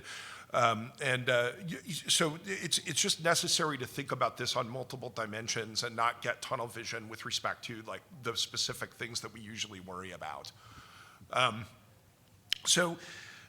Organizations have a lot of interdependencies, and just depending upon the nature of your organization and your exposure to a particular region, this could be radically different, right? Maybe you got a satellite office in a country where a conflict might kick off, and it's relatively easy for you to understand what business is performed in that place and think about how to perform that business somewhere else in the event that occurs.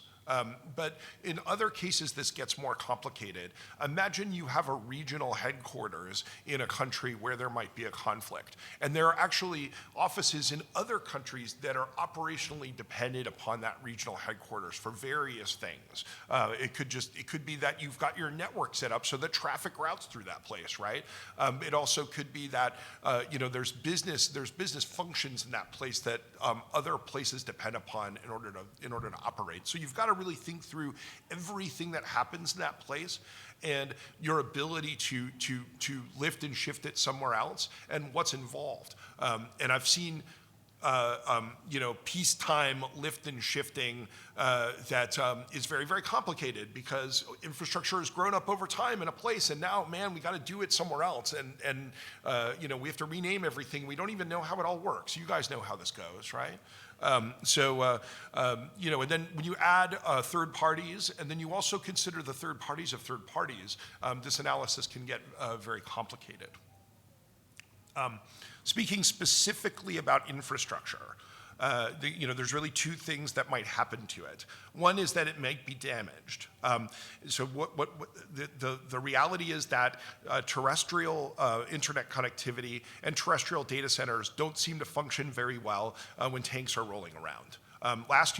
This year at Black Hat, there was a guy from the Ukrainian government who talked about companies presently still moving from physical data centers to cloud-hosted data centers that are in another region, still moving from fiber optic connectivity to either satellite-based or microwave-based wireless connectivity.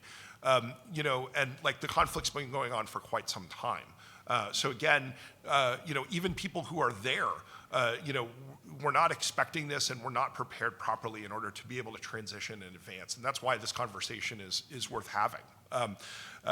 Can you, and then if it's destroyed, but you need to bring it back up again, how prepared are you to bring it back up? And that it's not just that like you might need to like restore from backup, like the physical stuff may be broken and you need to figure out how to obtain replacement parts, right? There may be other people putting things together that you have to be able to communicate with.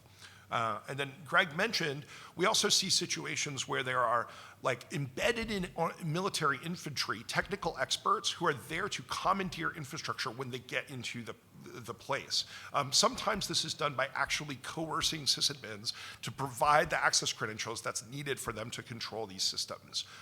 And so thinking through the implications of that, both for your people and also for your infrastructure in advance is worth doing. And you may decide, that you want to burn stuff that is there, if at some point, right? So I don't know if you guys have heard of this guy named Bruce Potter. So he did a talk at DEF CON 19, along with some other folks who are pretty well known in this community, about emergency data destruction. So that's an interesting talk to go check out. And someone else did a follow-up talk at DEF CON 23. So those are Zaz, yeah. Yeah, that's good. So those are interesting talks. I mean, in IT, we don't think about how do I destroy data. Everything we have to do is the opposite of that, right? But this is a scenario where you actually want to think through that. The other facet is people. Have you ever been standing in line at customs in a country and you're so bored that you actually read the fine print inside your passport? And there's that whole thing in there about how you should contact the U.S. consulate the minute you get there and tell them what hotel you're staying at. And, I've been to Ottawa before. This will probably be fine. In the context where there is some probability of a conflict occurring in a region that you are in, so the best practice is to get the foreign nationals out of the place.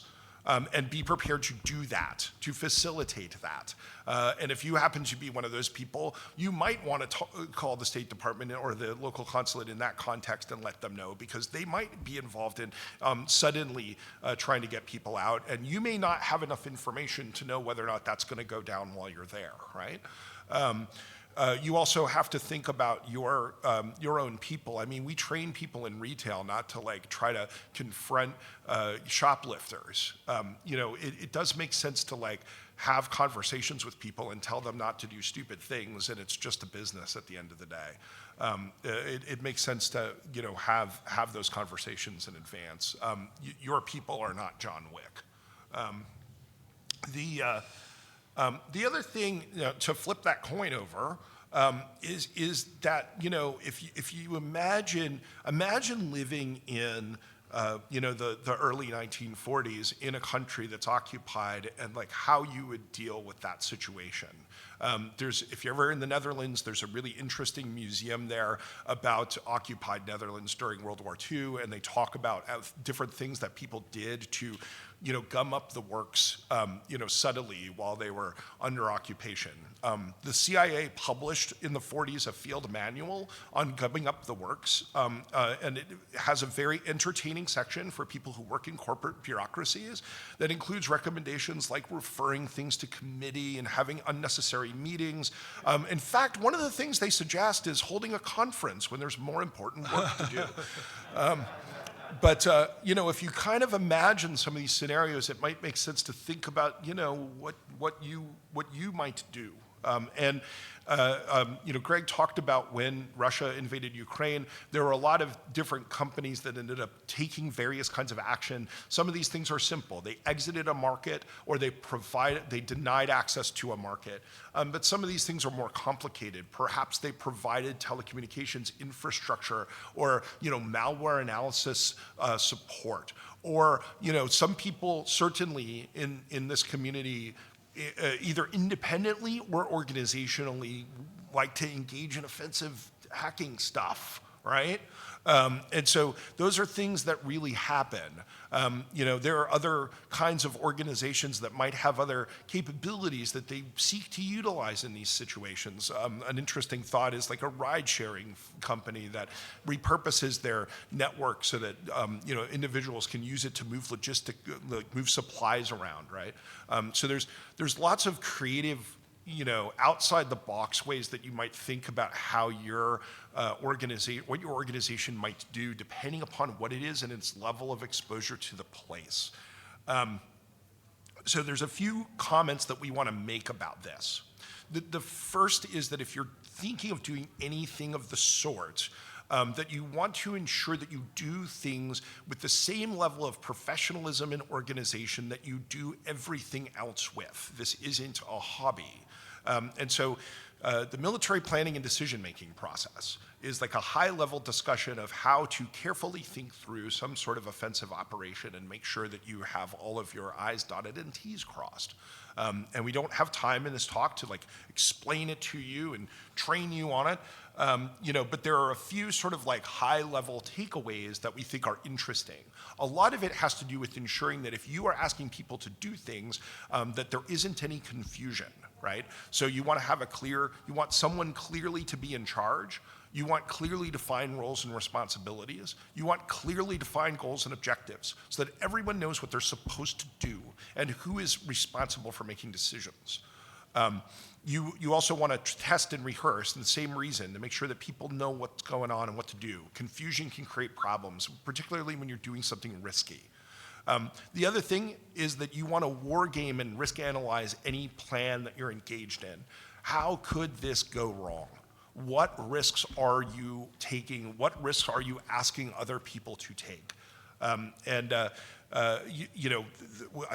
very good here at critical analysis of things that we're building. That's what we do, right? It's incredibly important to think about what risks you're exposing yourself to. You want senior leadership buy-in if you're doing this formally, and you want legal authorization. The International Red Cross published a really interesting article recently on how the law of armed conflict applies to individuals who decide to engage in offensive, cyber operations, if you will, the hacking back into things in the midst of a military conflict. There are things that you can do that make you a lawful target. And if you're contemplating anything like that, it's incredibly important that you understand what those lines are, and if you're going to cross them, at least cross them cognizantly, but perhaps don't cross them. And so that article is really short, it's easily digestible, and did a good job sort of laying out this issue.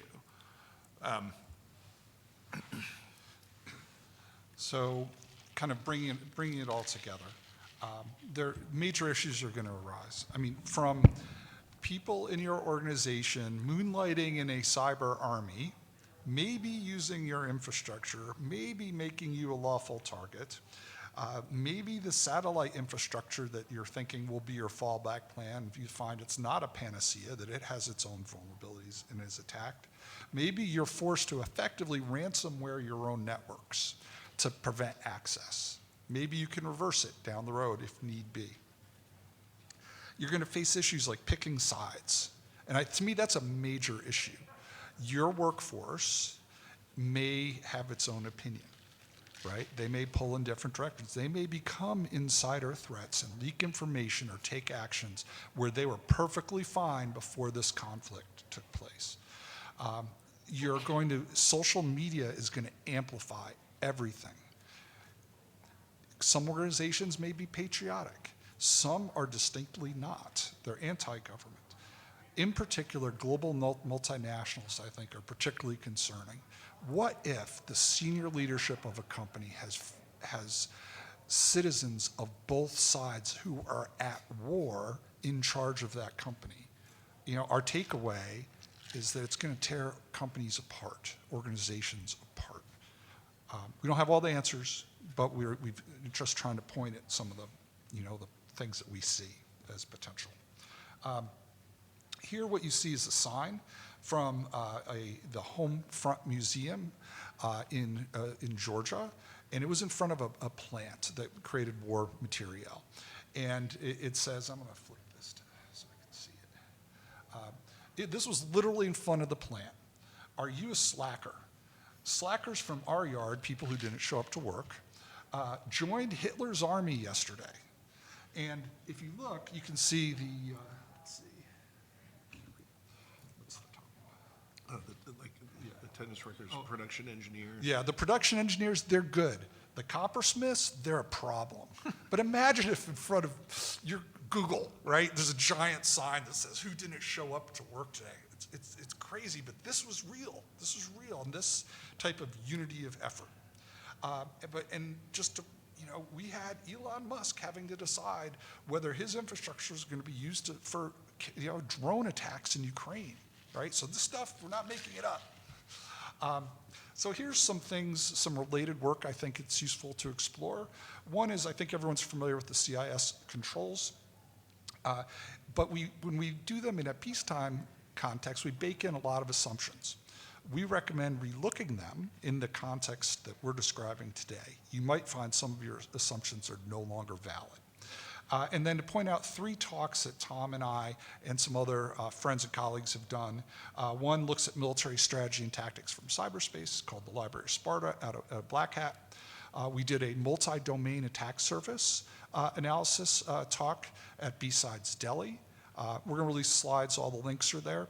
But that doesn't look just at the network layer, it looks at all layers, from physical, persona, people, the whole stack, and gets at dependencies as well.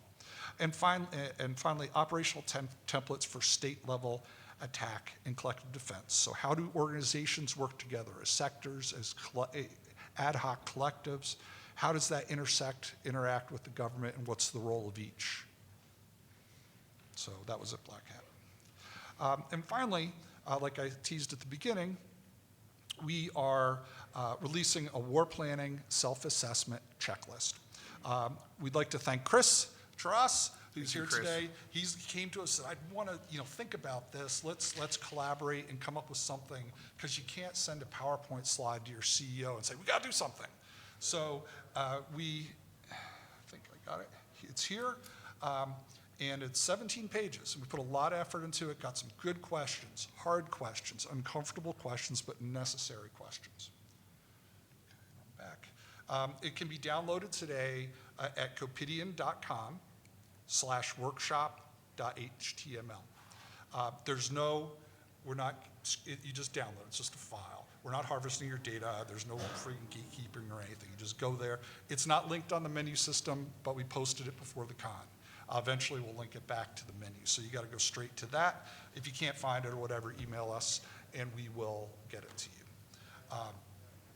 And it has sections to help you estimate the probability of a scenario, the exposure and impact of the scenario. 17 pages, so it's pretty thoughtful. Okay, so just to wrap, coming back, we think the probability is not 0, that's high enough, we need to be planning now. So I'll go ahead and wrap there, because we got just a few minutes left. Anything you want to add, Tom? Oh, no. Okay. So how much time we got, like 3 or 4 minutes? Is that where we stand? Yeah. Okay, so time for a question or two? Okay, so we have to go to the microphones, I believe? Or, was that online, a remote question? I'll shout. Okay. I'm retired Army. I understood every word you said. Okay. You unwind the terms kinetic, wound around the axle, Okay, kinetic. and lift and shift. Okay. Because I know exactly what that means. So kinetic means breaking things and killing people with bombs and guns. Is that fair enough definition? Kinetic means physical explosions, guns, breaking things, bombing, shooting at each other. It's a good point. So I want to clarify when I'm talking about when you could be a lawful target because you did something offensive. What I mean is you could be a lawful target of kinetic attacks, by which I mean explosions and guns. And so you can do things with your computer that can make it lawful from a law of armed conflict standpoint for someone else to shoot at you. And that's an important line to understand. And just so for the record, for the video, in case you didn't get the question was, define kinetic, define lift and shift. That's what we just did. So.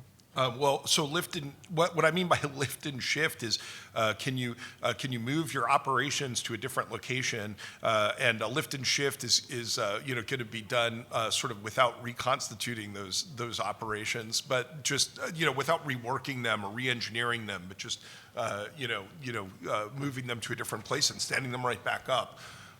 There was a third term you wanted us to define. That means angry.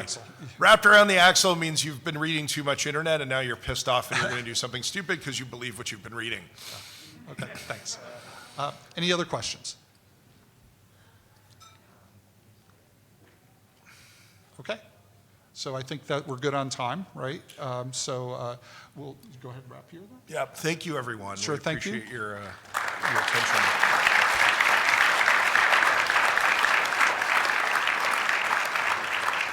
So we're going to be out in the hallway, down the hall a little bit, so we're not like leaking noise back in the room, but if you want to talk further about this, we're happy to. Yeah. Can you feel the Yeah, absolutely. I'm sorry about the layup there. I completely forgot what I was going to say. With the Good? Yeah. Okay. When you asked, do you have anything to add? Thanks. Thanks for the whole thing. Thank you. There's a lot of Yeah. I mean, I think that the point of the talk is just to prompt people to think, and like sitting down and taking time with it and thinking through it. Maybe something you see something that isn't. Oh, no. Sure, yeah. Sort of no, I thought. you didn't think about Yeah, and I'm still in your debt for teaching me about, I think my first DEF CON, you were there, right? Yes. And you said, here's how not to be a dork at DEF CON.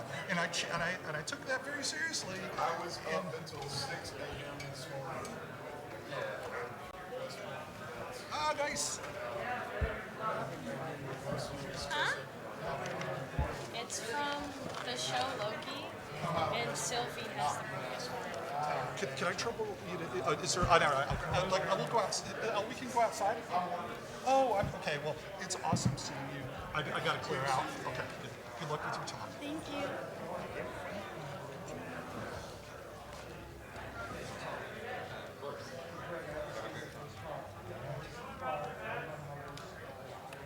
Oh, thank you.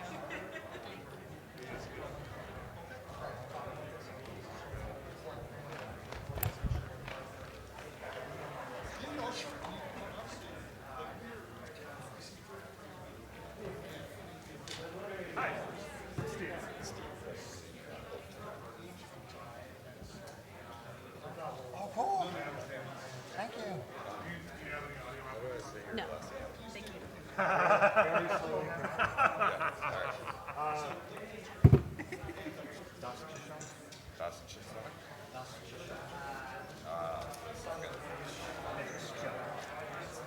So it's Das. Middle is Cha. S-T-A-T-C-J. Yeah, and I have the. And then Cha. First one is D. Das. If you just go into it, Das Cha. There's a reason my Twitter handle is RD Install. I got it. Essentially. One low keyboard. I'm gonna put this here. Yeah, I missed mine. Where y'all sitting? I thought we were standing. Are y'all talking from the podium or sitting down or a little of everything? I think we're all talking I from think we're all the gonna try talking from the podium, but we will have to transition. Y'all been here talking here before? Nope. Okay. Cool. Alright, so AV station is where that huge tripod is. Back there. That looks a lot like me in a green shirt. 15-minute talk, right? At 40 hours. Show you this. Until you get to see that. Until you get to see that. You probably won't see here. Okay? But that's my favorite. We can come out with the whole. Rule 50 is a minute. In a minute, Yeah. 5. We've been aiming for 40. Excellent, yeah. And then we drop the sandwich. No, it's just the long hook comes out. Start playing the biggest. I hope the AV board has music queued up. They're trying to play me off. Have fun, I'm guys. ready to finish. So I'll do a few announcements of about try to get y'all like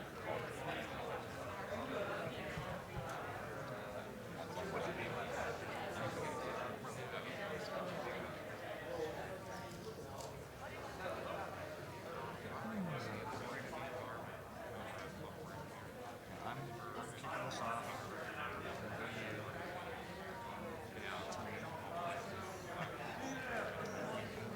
I'm speaking. You absolutely should.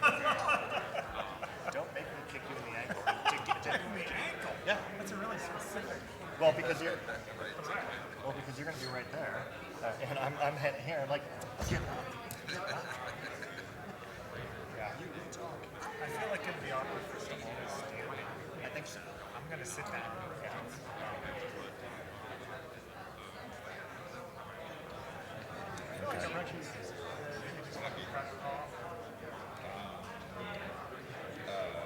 where have you been? Are you guys at? We're from MITRE. Where have you been before that? Basically, 18 years of age. Before that, I was in the Air Force. Yeah, if anything, it would be industry.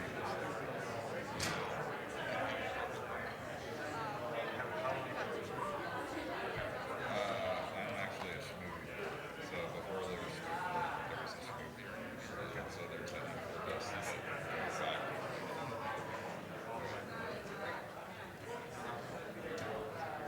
Thanks for The charger's not on. I have 100%, but like, just kind of keep it low so it's Okay. yeah, just like, Keep it. yeah, if it turns off, I can come in.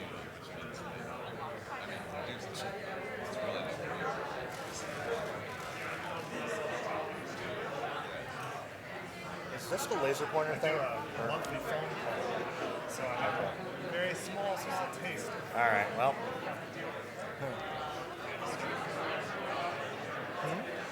We spoke. It's the last talk. It'll be okay. Yeah, it's like a constant. It's also going to be recorded. We're going to be seen by the world. Thanks for doing it. What's your number one tip for us?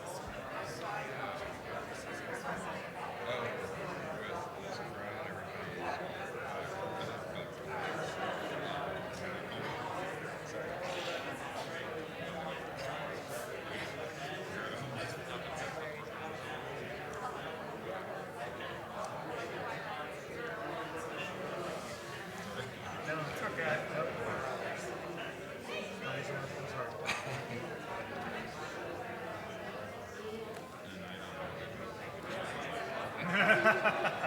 Nor should we have.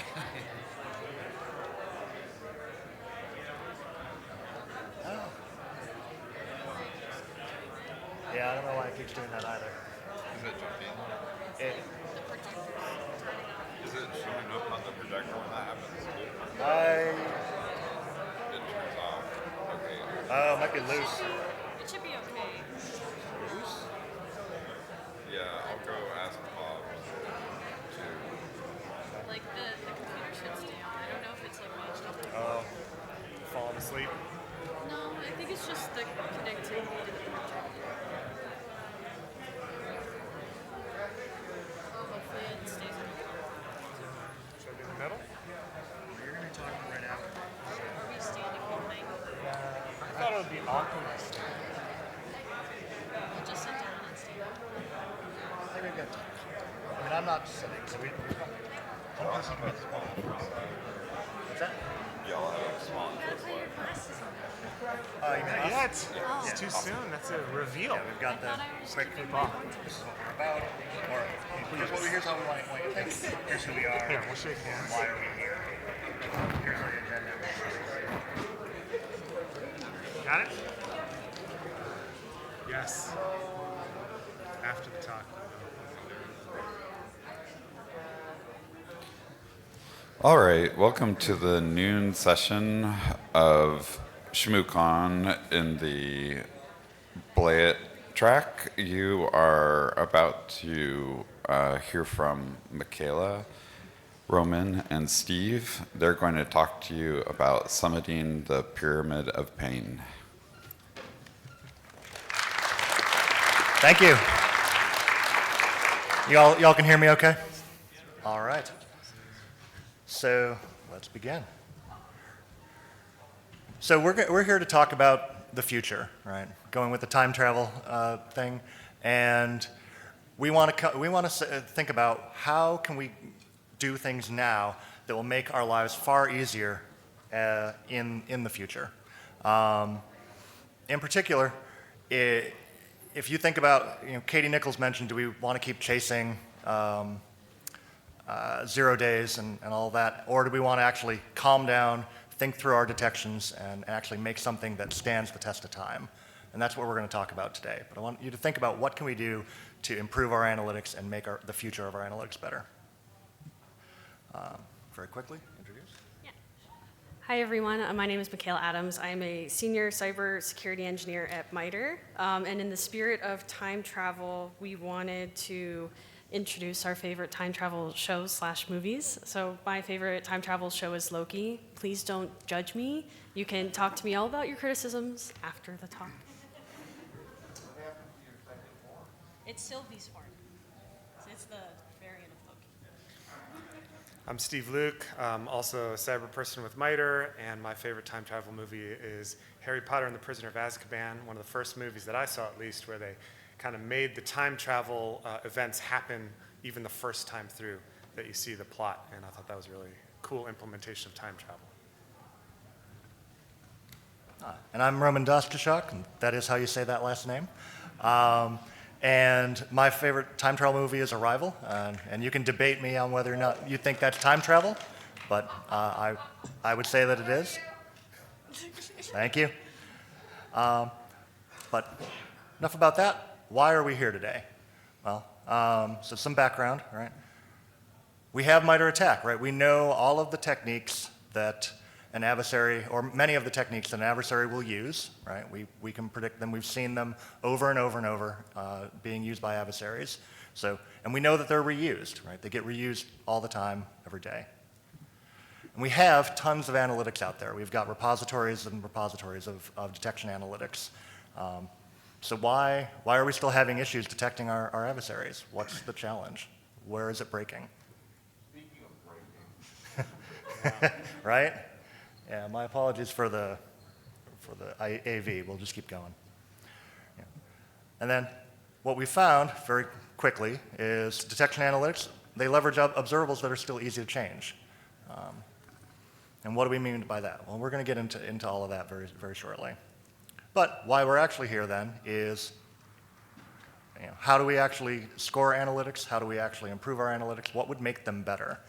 More robust to adversary control and adversary changes over time.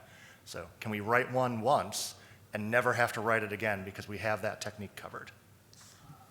We want to give you robust analytics for us, for all of you. So our talk today, we're going to go through the existing landscape of why we decided to focus on making analytics more robust. We're going to talk about how to do it. We're going to get into the technical details of that, the technical rigor behind it. We're going to actually go through and score a few. And we eat our own dog food. We like to apply what we do. We'll show you how to do that. And then we're going to talk about the future and where we want to go from here. And to do that, we're first going to talk about the background. Here's Steve. So let's travel back in time about 10 years.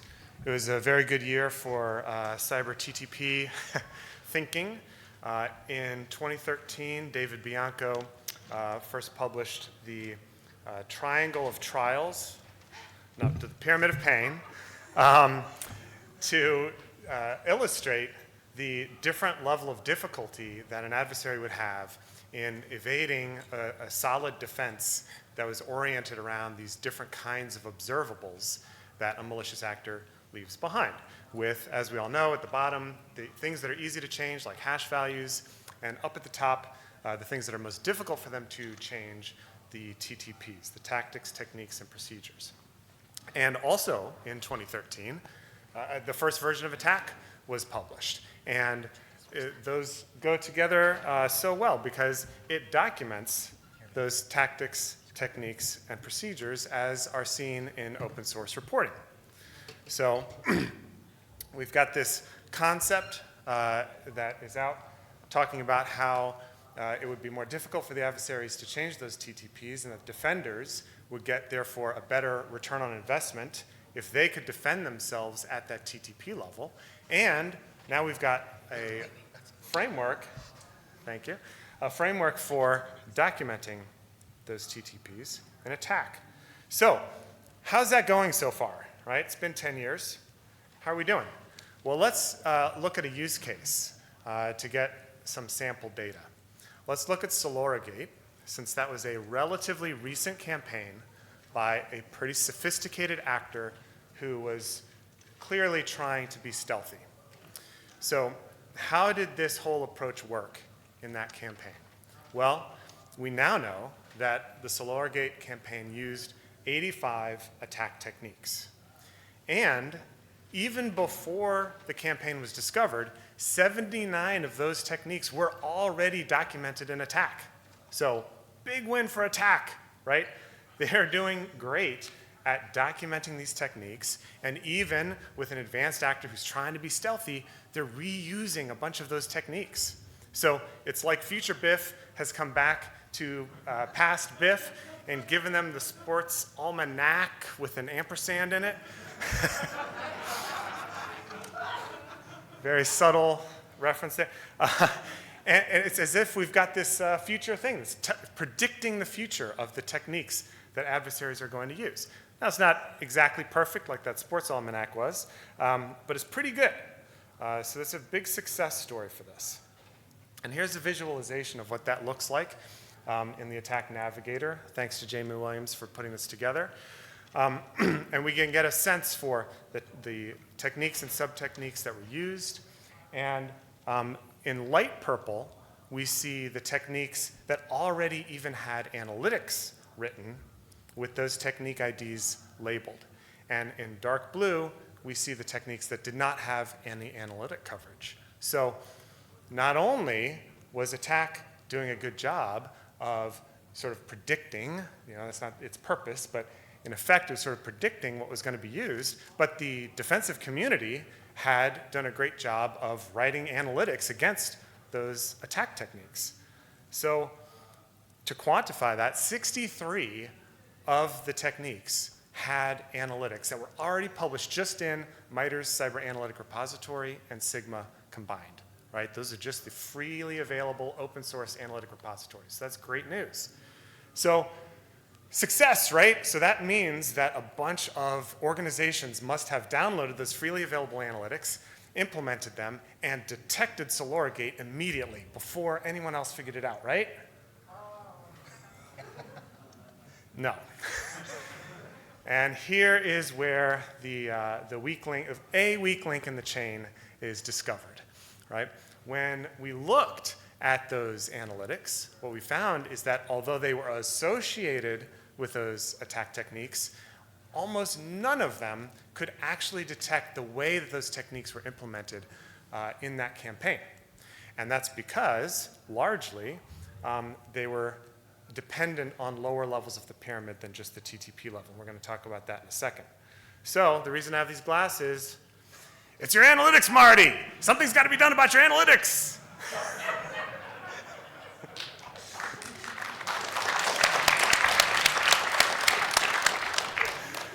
All right, so with all that good news, why aren't we winning yet? Well, one of the reasons why is because, like I said, these analytics, although they do detect some implementations of the techniques, they're not really living at the TTP level. They're just linked to the TTP level, and they have dependencies lower down on the pyramid. And here's a little example. So in Soloragate, AD-Find was used for domain trust discovery, which was already a published technique, and there was already an analytic in Sigma to detect it. And here is a gist of that Sigma analytic. They had the command line contains and a bunch of command line arguments associated with adfind, and image ends with /adfind.exe. So close, so close. Because if they just didn't have that and clause at the end, they would have detected the use in this campaign. But the malicious actor changed the name of the executable. And that's an easy thing to do, right? And the command line arguments were probably sufficient to narrow it down to just this one tool anyway. So it's kind of a brittle dependency for no real added benefit. So what can we do as a community to get a better understanding of where these dependencies are in our analytics?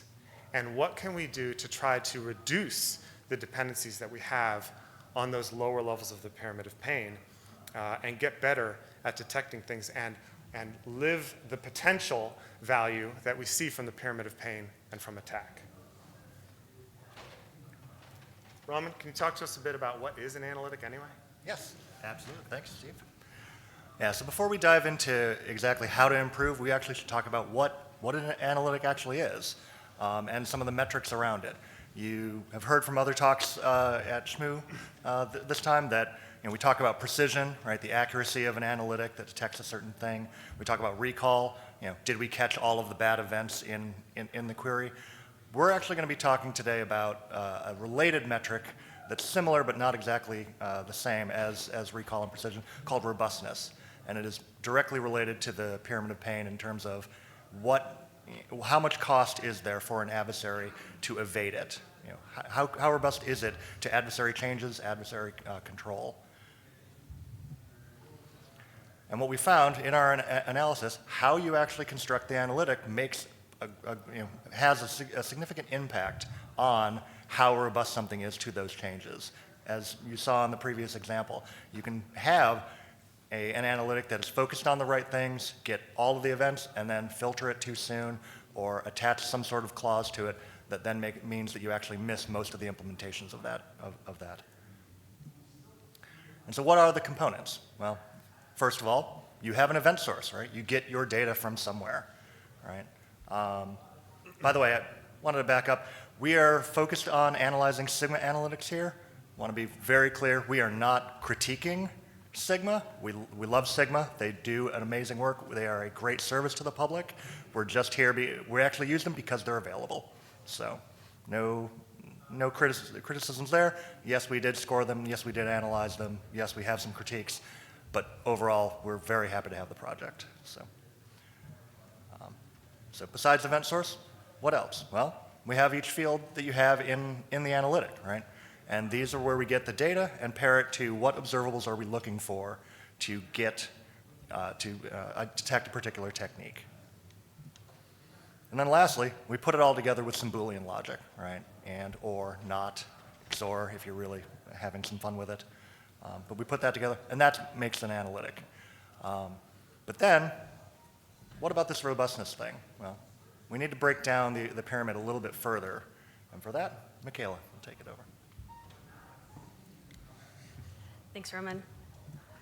So now that we've kind of broken down what an analytic consists of, let's go back to our original inspiration of the pyramid of pain and try to figure out where different parts, fields, values of an analytic fit into what we understand as robustness. So breaking down the first 4 levels of the pyramid of pain, we have hash values, IP addresses, domain names, and network and host artifacts. We group them into one general category of ephemeral values, which are easy for an adversary to change. Each of these values have differing levels of effort, time, resources needed to change them. However, they're very easy for an adversary to change compared to some of the other levels on the pyramid. Next, we have tools that are used by an adversary during an attack. If a defender has analytics that are focused on tools, an adversary may have to change the way that their tool behaves, or even just change the tool entirely to evade that detection analytic placed by the defender, making it a lot more effort for them to evade that analytic set in place in the victim environment. And then finally, we have behaviors demonstrated by an adversary. As Steve mentioned previously, adversaries reuse attack techniques. So being able to create detection analytics that detect at the behavior level, bless you, we are able to create detection analytics that are robust. And adversaries are going to have a lot more difficult time either creating new behaviors or changing their attack to evade those detection analytics that are based on behaviors depending on what they're trying to accomplish within their attack. So now we have these general categories. We're going to go ahead and break them down into more specific ones, which will hopefully end up being our levels of analytic robustness we want to score on. So for that, we have our level 1, which is ephemeral, level 2, which is core to adversary-brought tools, level 3, which is core to pre-existing tools, level 4, core to some implementations of a technique or sub-technique, and then core to a technique or sub-technique. I'm going to give you a brief overview of each level right now. So the first, level 1, which is the bottom of our analytic robustness, is ephemeral. This is pretty much the same as our general grouping before. These are the observables within the analytic, so those individual components of an analytic that are trivial for an adversary to change, or even with something like hash values, they may even change even without adversary intervention.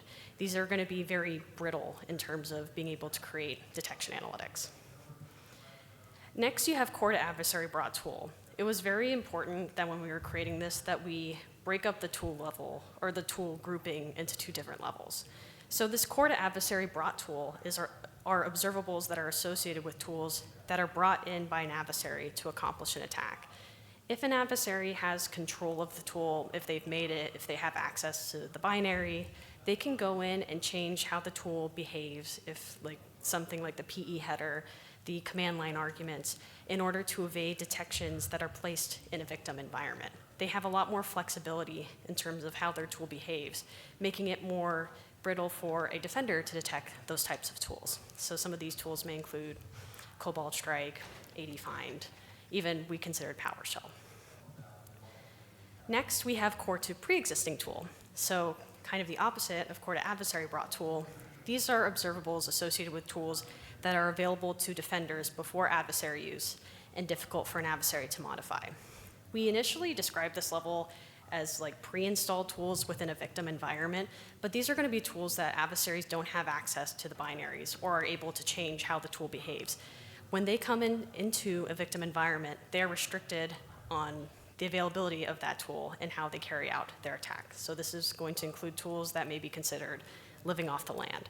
The defenders have a lot more ability to be able to create those detection analytics based off these tools just because they know how it operates and the defender is restricted by that availability. Then we get to the technique levels.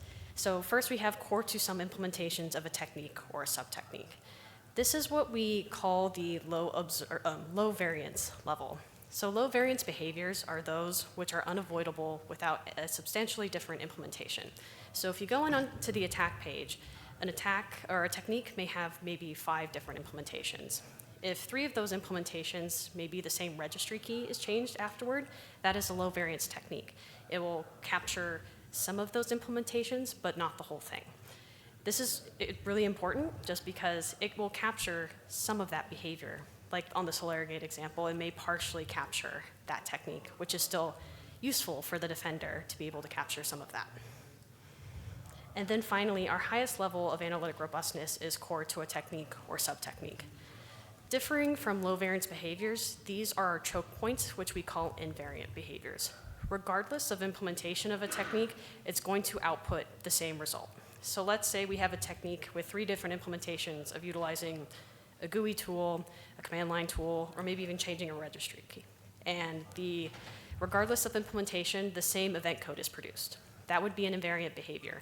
This is the highest level of analytic robustness you can hit because no matter what the adversary does regarding the specific technique, they cannot evade detections for it.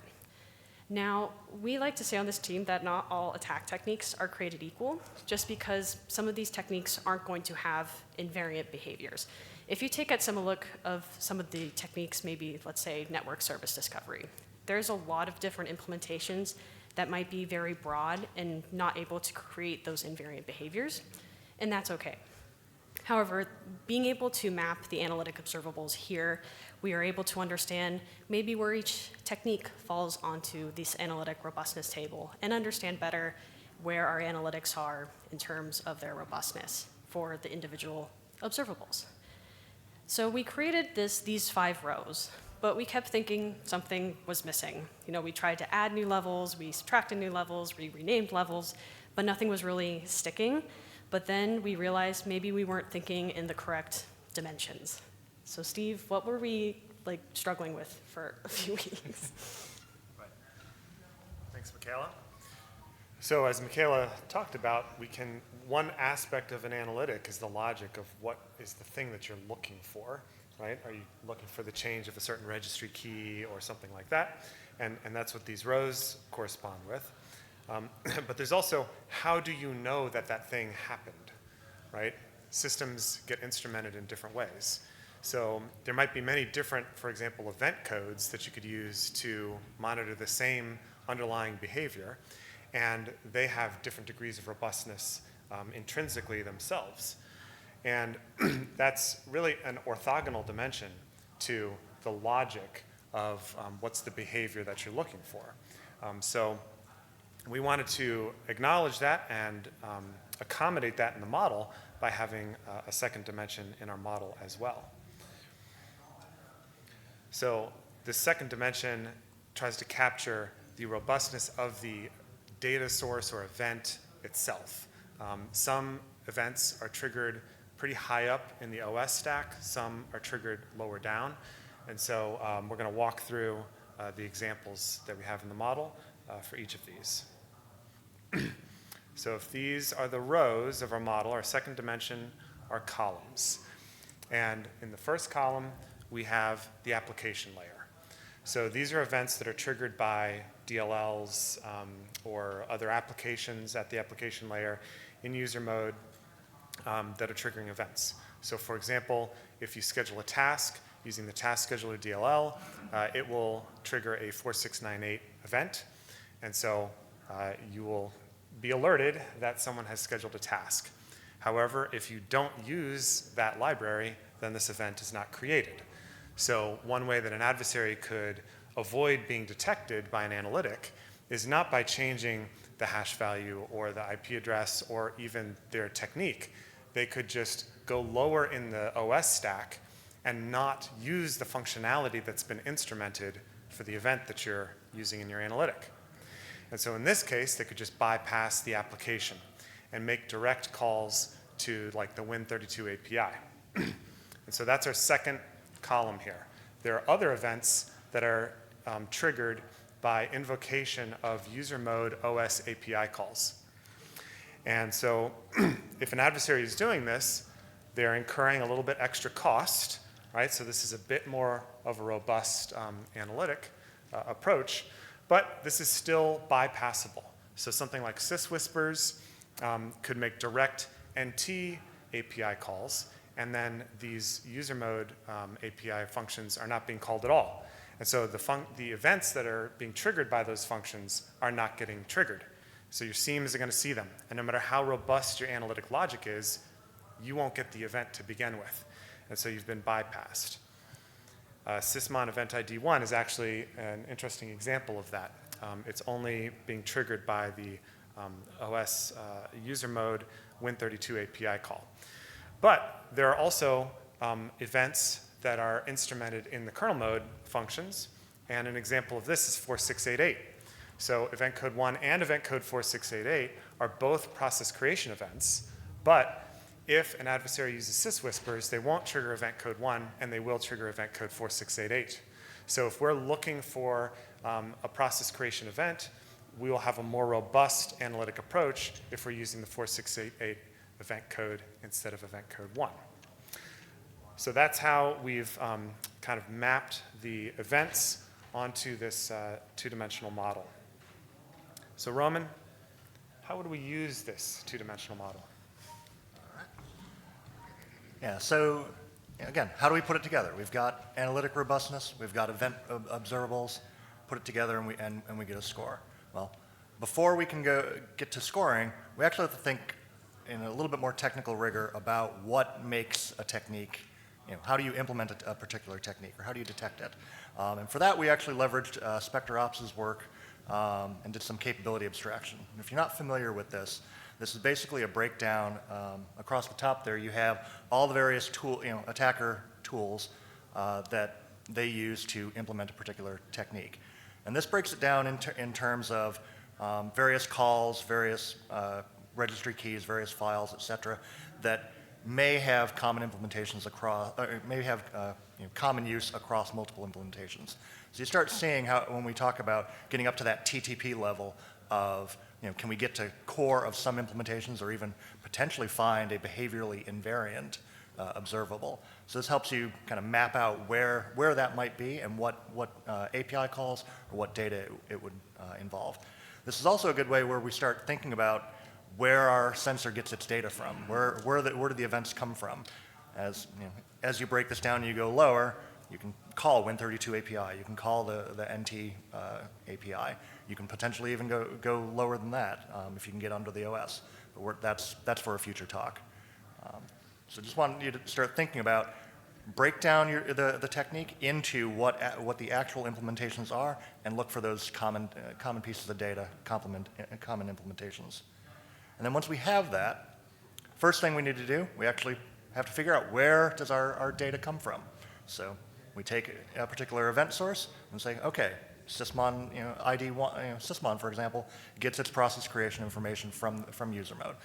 So we're definitely going to have, our analytic is going to be somewhere in that column. And then we go through each piece of data or each observable that we want to place, and we actually place that based on, is it something that an adversary can easily change or control? And then map that to our analytic robustness levels. And then, of course, as we mentioned with analytics, you have to put it all together with Boolean logic. So how does that actually affect your robustness? If we take image ends with tasks, for example, and command line contains create, and we add those together, what happens to the robustness? Well, image ends with, we say is level 1, right? It's relying on a file name. You can very easily change that. The adversary has full control over that selection. They can just rename the file and use it.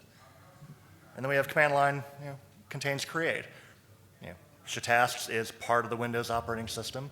The adversary cannot easily just recompile that. They could, then they'd be bringing it. That would be a different thing. That'd be back into level 2, right? But, so it's core to pre-existing tool. You add those together, unfortunately, you drop it down and you get a level 1, right? And it together gets you the lowest score of all the fields and observables you've used. So what happens if you OR it? Right? And again, we are only talking about robustness here, right? This is not about, we first want to find them before we filter, right? So if you're thinking, oh, this is not going to be very precise, that's fine. That's a later one, but we want to first catch them and then filter down. You put this together with an OR, in our methodology, you get a level 3, because no matter what, you have the events from the ephemeral level, but you also have those in the query, so you have at least found them. So now, let's actually get into a little bit more concrete example of that. That's the general flow, and here's Michaela to explain that. Thanks, Roman. So now you all understand it, so now I'm going to give you a quiz to actually score new analytics. Hopefully you ingested all that pretty quickly, but right now we're just going to go ahead and score some, and just to be clear, this took us a lot of time to figure out the best way to go about doing it. It's a new concept to pick up, so it might take some time once you go in and score your own analytics to pick up and understand easier. But for now, we're going to step through some of our analytics. So we're going to go ahead and take Steve's favorite attack technique, which is schedule tasks, and score an analytic based on it. So this is one of the schedule task techniques or analytics that was found in Sigma. And we're going to go ahead and walk through the steps that Roman just described. So first, we are scoring the event source. Right now, we have our log source as a process creation event, which is coming from Windows. This is not helpful at all, just because, as Steve mentioned, there are multiple different event sources that include process creation. So when we were first trying to apply this model and score our own techniques, we kept thinking, well, we need to think in the what the analytic author intended. How did they want this to operate? Well, not to be rude, but it doesn't matter what the analytic author intended, just because when we put this into our analytic environment, it's just going to spit out whatever happens with it, right? So when we are going in and doing this, it is fully dependent on the fields that are present within the analytic. The relevant fields will determine what values pop out when you actually go in and place this within your detection environment. So after doing some analysis of the fields that are present in this analytic, we determined that the event source that is coming from is Sysmon, and the Sysmon event ID for process creation is event ID 1. And as Steve mentioned previously, we determined that create process A is called, which is a Win32 API call, and that operates in user mode. So this is going to be in column U. Next, we have the fields. So starting with the first field, we have image ends with shtask.exe. And I think as we've iterated many times in this talk already, this is an ephemeral value just because it is very easy for an adversary to go in and change the file name. It is not going to take that much effort. It is not actually like looking at the binary, just the file name. So this is going to be placed at level 1.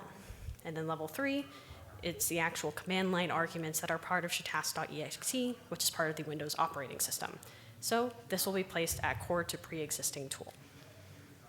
And then we have applying our Boolean logic. So at the bottom of our Sigma analytic, we have the condition is the selection and not the filter. Within the selection itself, as we saw in the previous slide, it's separated by like the different lines and usually the dashes. We treated those as and operators. So it's going to be and for image and command line. We also have this part at the end of this, which is and not the filter.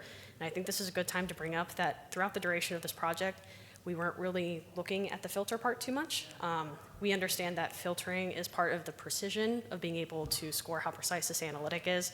However, just due to the time constraints of our project, we weren't really able to get around to doing much more research on that. However, we understand that it does have somewhat of an effect on how an analytic is carried out within the environment. So hopefully later research we can look more into that.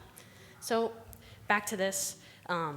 This analytic uses an AND operator, so the lowest level observable is going to determine the level of the analytic. So placing this through the model, Sysmon event ID 1 is in process creation, user mode column. We are then going to place the individual fields, so the command line argument is going to go at core to pre-existing tool. We then have image end to a shtask.exe at ephemeral level. Anding those together, the final score of this is a 1U. This does not mean that this is a bad analytic. It just means it's a little brittle in terms of its robustness. So it's great to know that we now know how much of this analytic is going to catch. It may catch some events, but it's not going to capture the whole scheduled task technique. But what's also great about this model is that we understand maybe where some different observables are placed both in the rows and where the robustness of each event source we're collecting is coming from. So maybe that gives us some room for improvement. So I think Steve has some examples that he can walk through with us.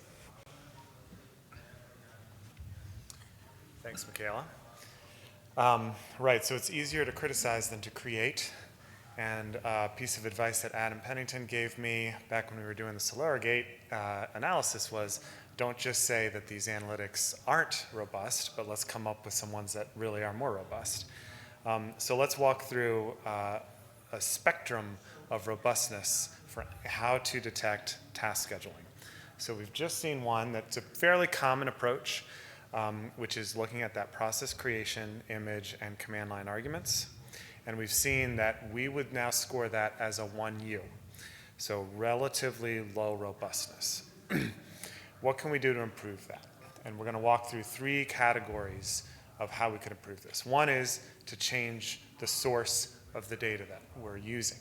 So we were using event code 1, and we've already seen that there's another process creation event that's triggered by functions lower in the stack. We could also change the fields. So we could use different parameters that might give us more robustness as well. And then finally, we can change our Boolean logic. We can look for different types of things in the analytic, regardless of which event source we're using. So let's go through some examples, because it's all fine to talk at this high level, but when we have examples, I think this will make it a bit more concrete and understandable. So the first thing we could do, let's go slowly through the spectrum here. The first thing we could do is we could change from using the field image to the field original file name. The original file name field in sysmon event 1 comes from the PE header, not from the name of the file on disk. So even if, as Roman was pointing out, you change the name of the executable on the machine, that PE header value will still be shtasks. So this means that in order to evade that kind of analytic, the adversary would have to mess with a pre-existing tool. So that removes that row 1, level 1 dependency that the analytic originally had, and it brings us up to 2 components that are both at level 3. So that brings our whole analytic up to level 3 and increases the level of robustness just by changing that field. So this gives us a 3U instead of a 1U score. We're still using that same event source, so we're still in the U column. This could still be bypassed by doing a process creation more directly, but we've now gotten up to row 3. What else could we do? Well, we could change the event source that we're using and use event 4688 instead of event 1. That shifts the whole thing right from the beginning from the U column into the K column for kernel mode. And 4688 also has a command line field, and so we can still look for that /create. Although 4688 does not, last we checked, have an equivalent of the original file name from the PE header. So we can't use that anymore. So we see the first example where there's a trade-off between increasing robustness and maybe decreasing precision, because now this will detect any process creation where it has a command line argument /create, not just shtasks. So if we had a different tool that had a command line argument /create, it's going to trigger this also. So we're going to have more false positives in this simple example. So this gives us a 3K, right? We've gotten a little bit more robust because now we're in the K column, but we've seen that we've probably lost a little precision. What else could we do? Well, when you research task scheduling, you quickly find out that there is a built-in Windows event 4698 that gets triggered whenever you schedule a task. So that seems perfect, custom built for our purposes here, right?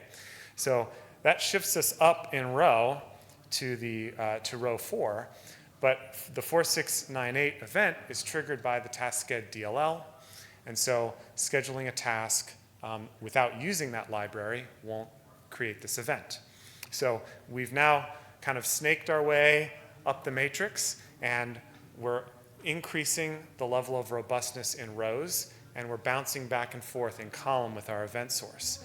Now, this particular event is a really good one because since it's custom built for task scheduling, it's got a bunch of metadata about it. Who scheduled the task, what user will be used when the task is run, what command will be executed. So lots of great metadata in here for detecting not only that a task was scheduled, but what was the task scheduled so we can distinguish malicious from benign task scheduling.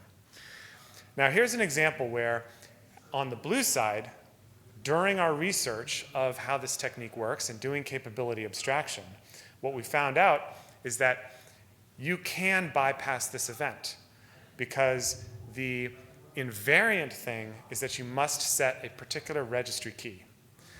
The task scheduler will just check that registry key and go execute whatever is in that key. And so you don't need to use that library to schedule the task as long as that registry key gets set. So we had the hypothesis of, well, maybe there's a way to just directly set that registry key and get a task scheduled without triggering that event. So we used regedit, and we scheduled a task successfully by simply setting the registry key, which would bypass this event completely.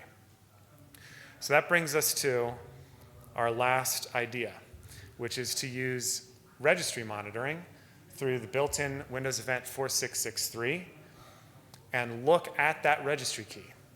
Now this brings us up one more level to something that is core to the sub technique. And this example is a sub technique because we're just talking about Windows task scheduling.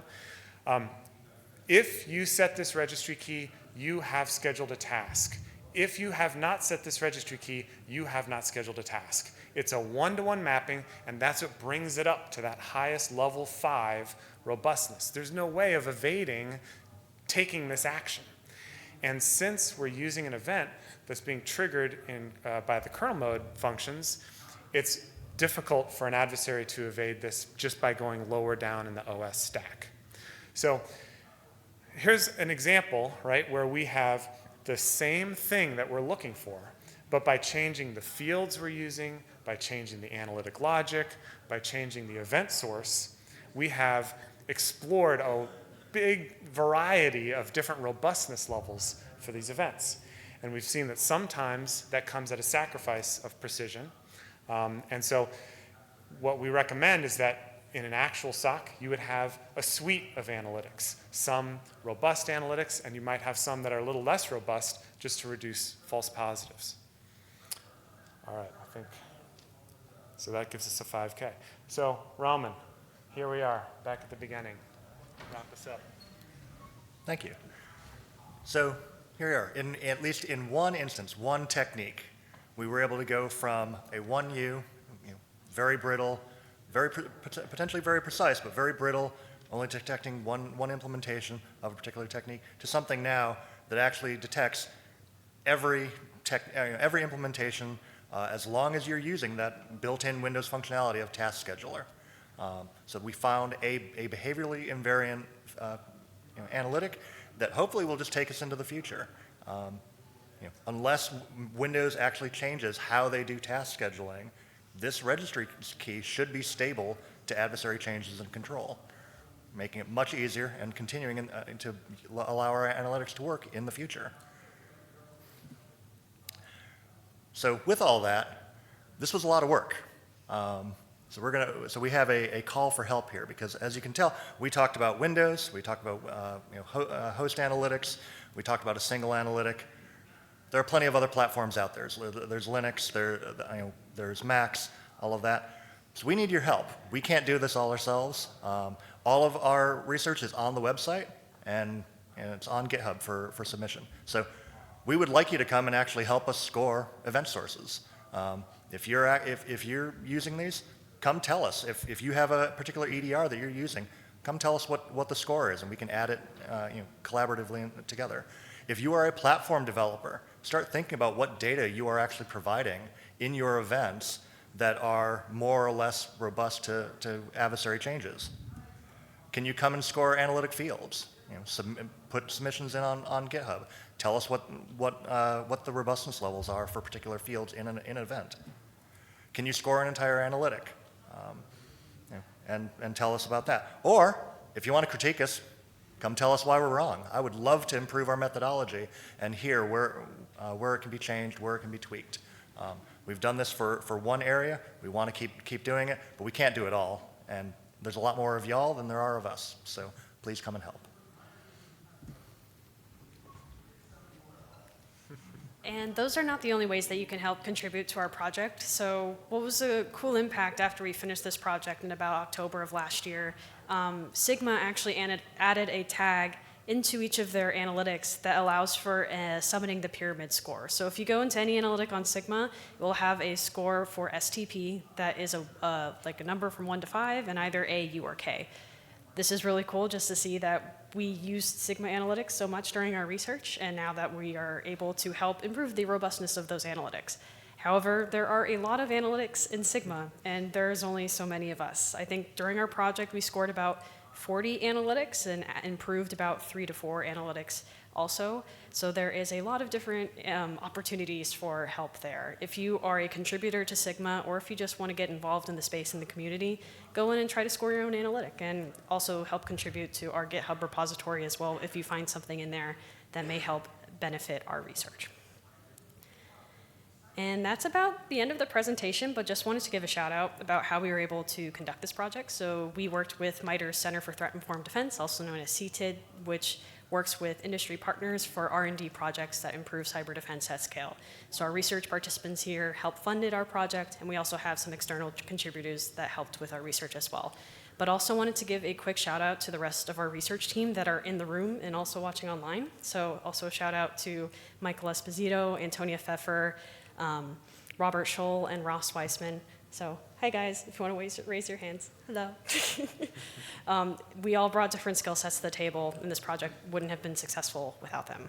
So thank you. And that's the end of our presentation. I think we ended with some time to spare. We're happy to take questions, and we also have swag up here, and I don't want to take it home. So please come and take t-shirts and stickers. Thank you.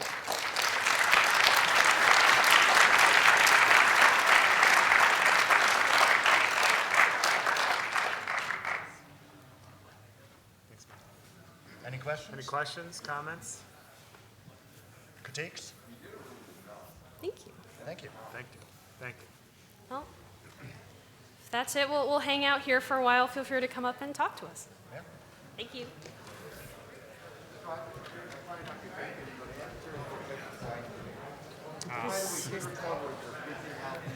Yeah. Thank you. The one I brought. So let's see. So we've got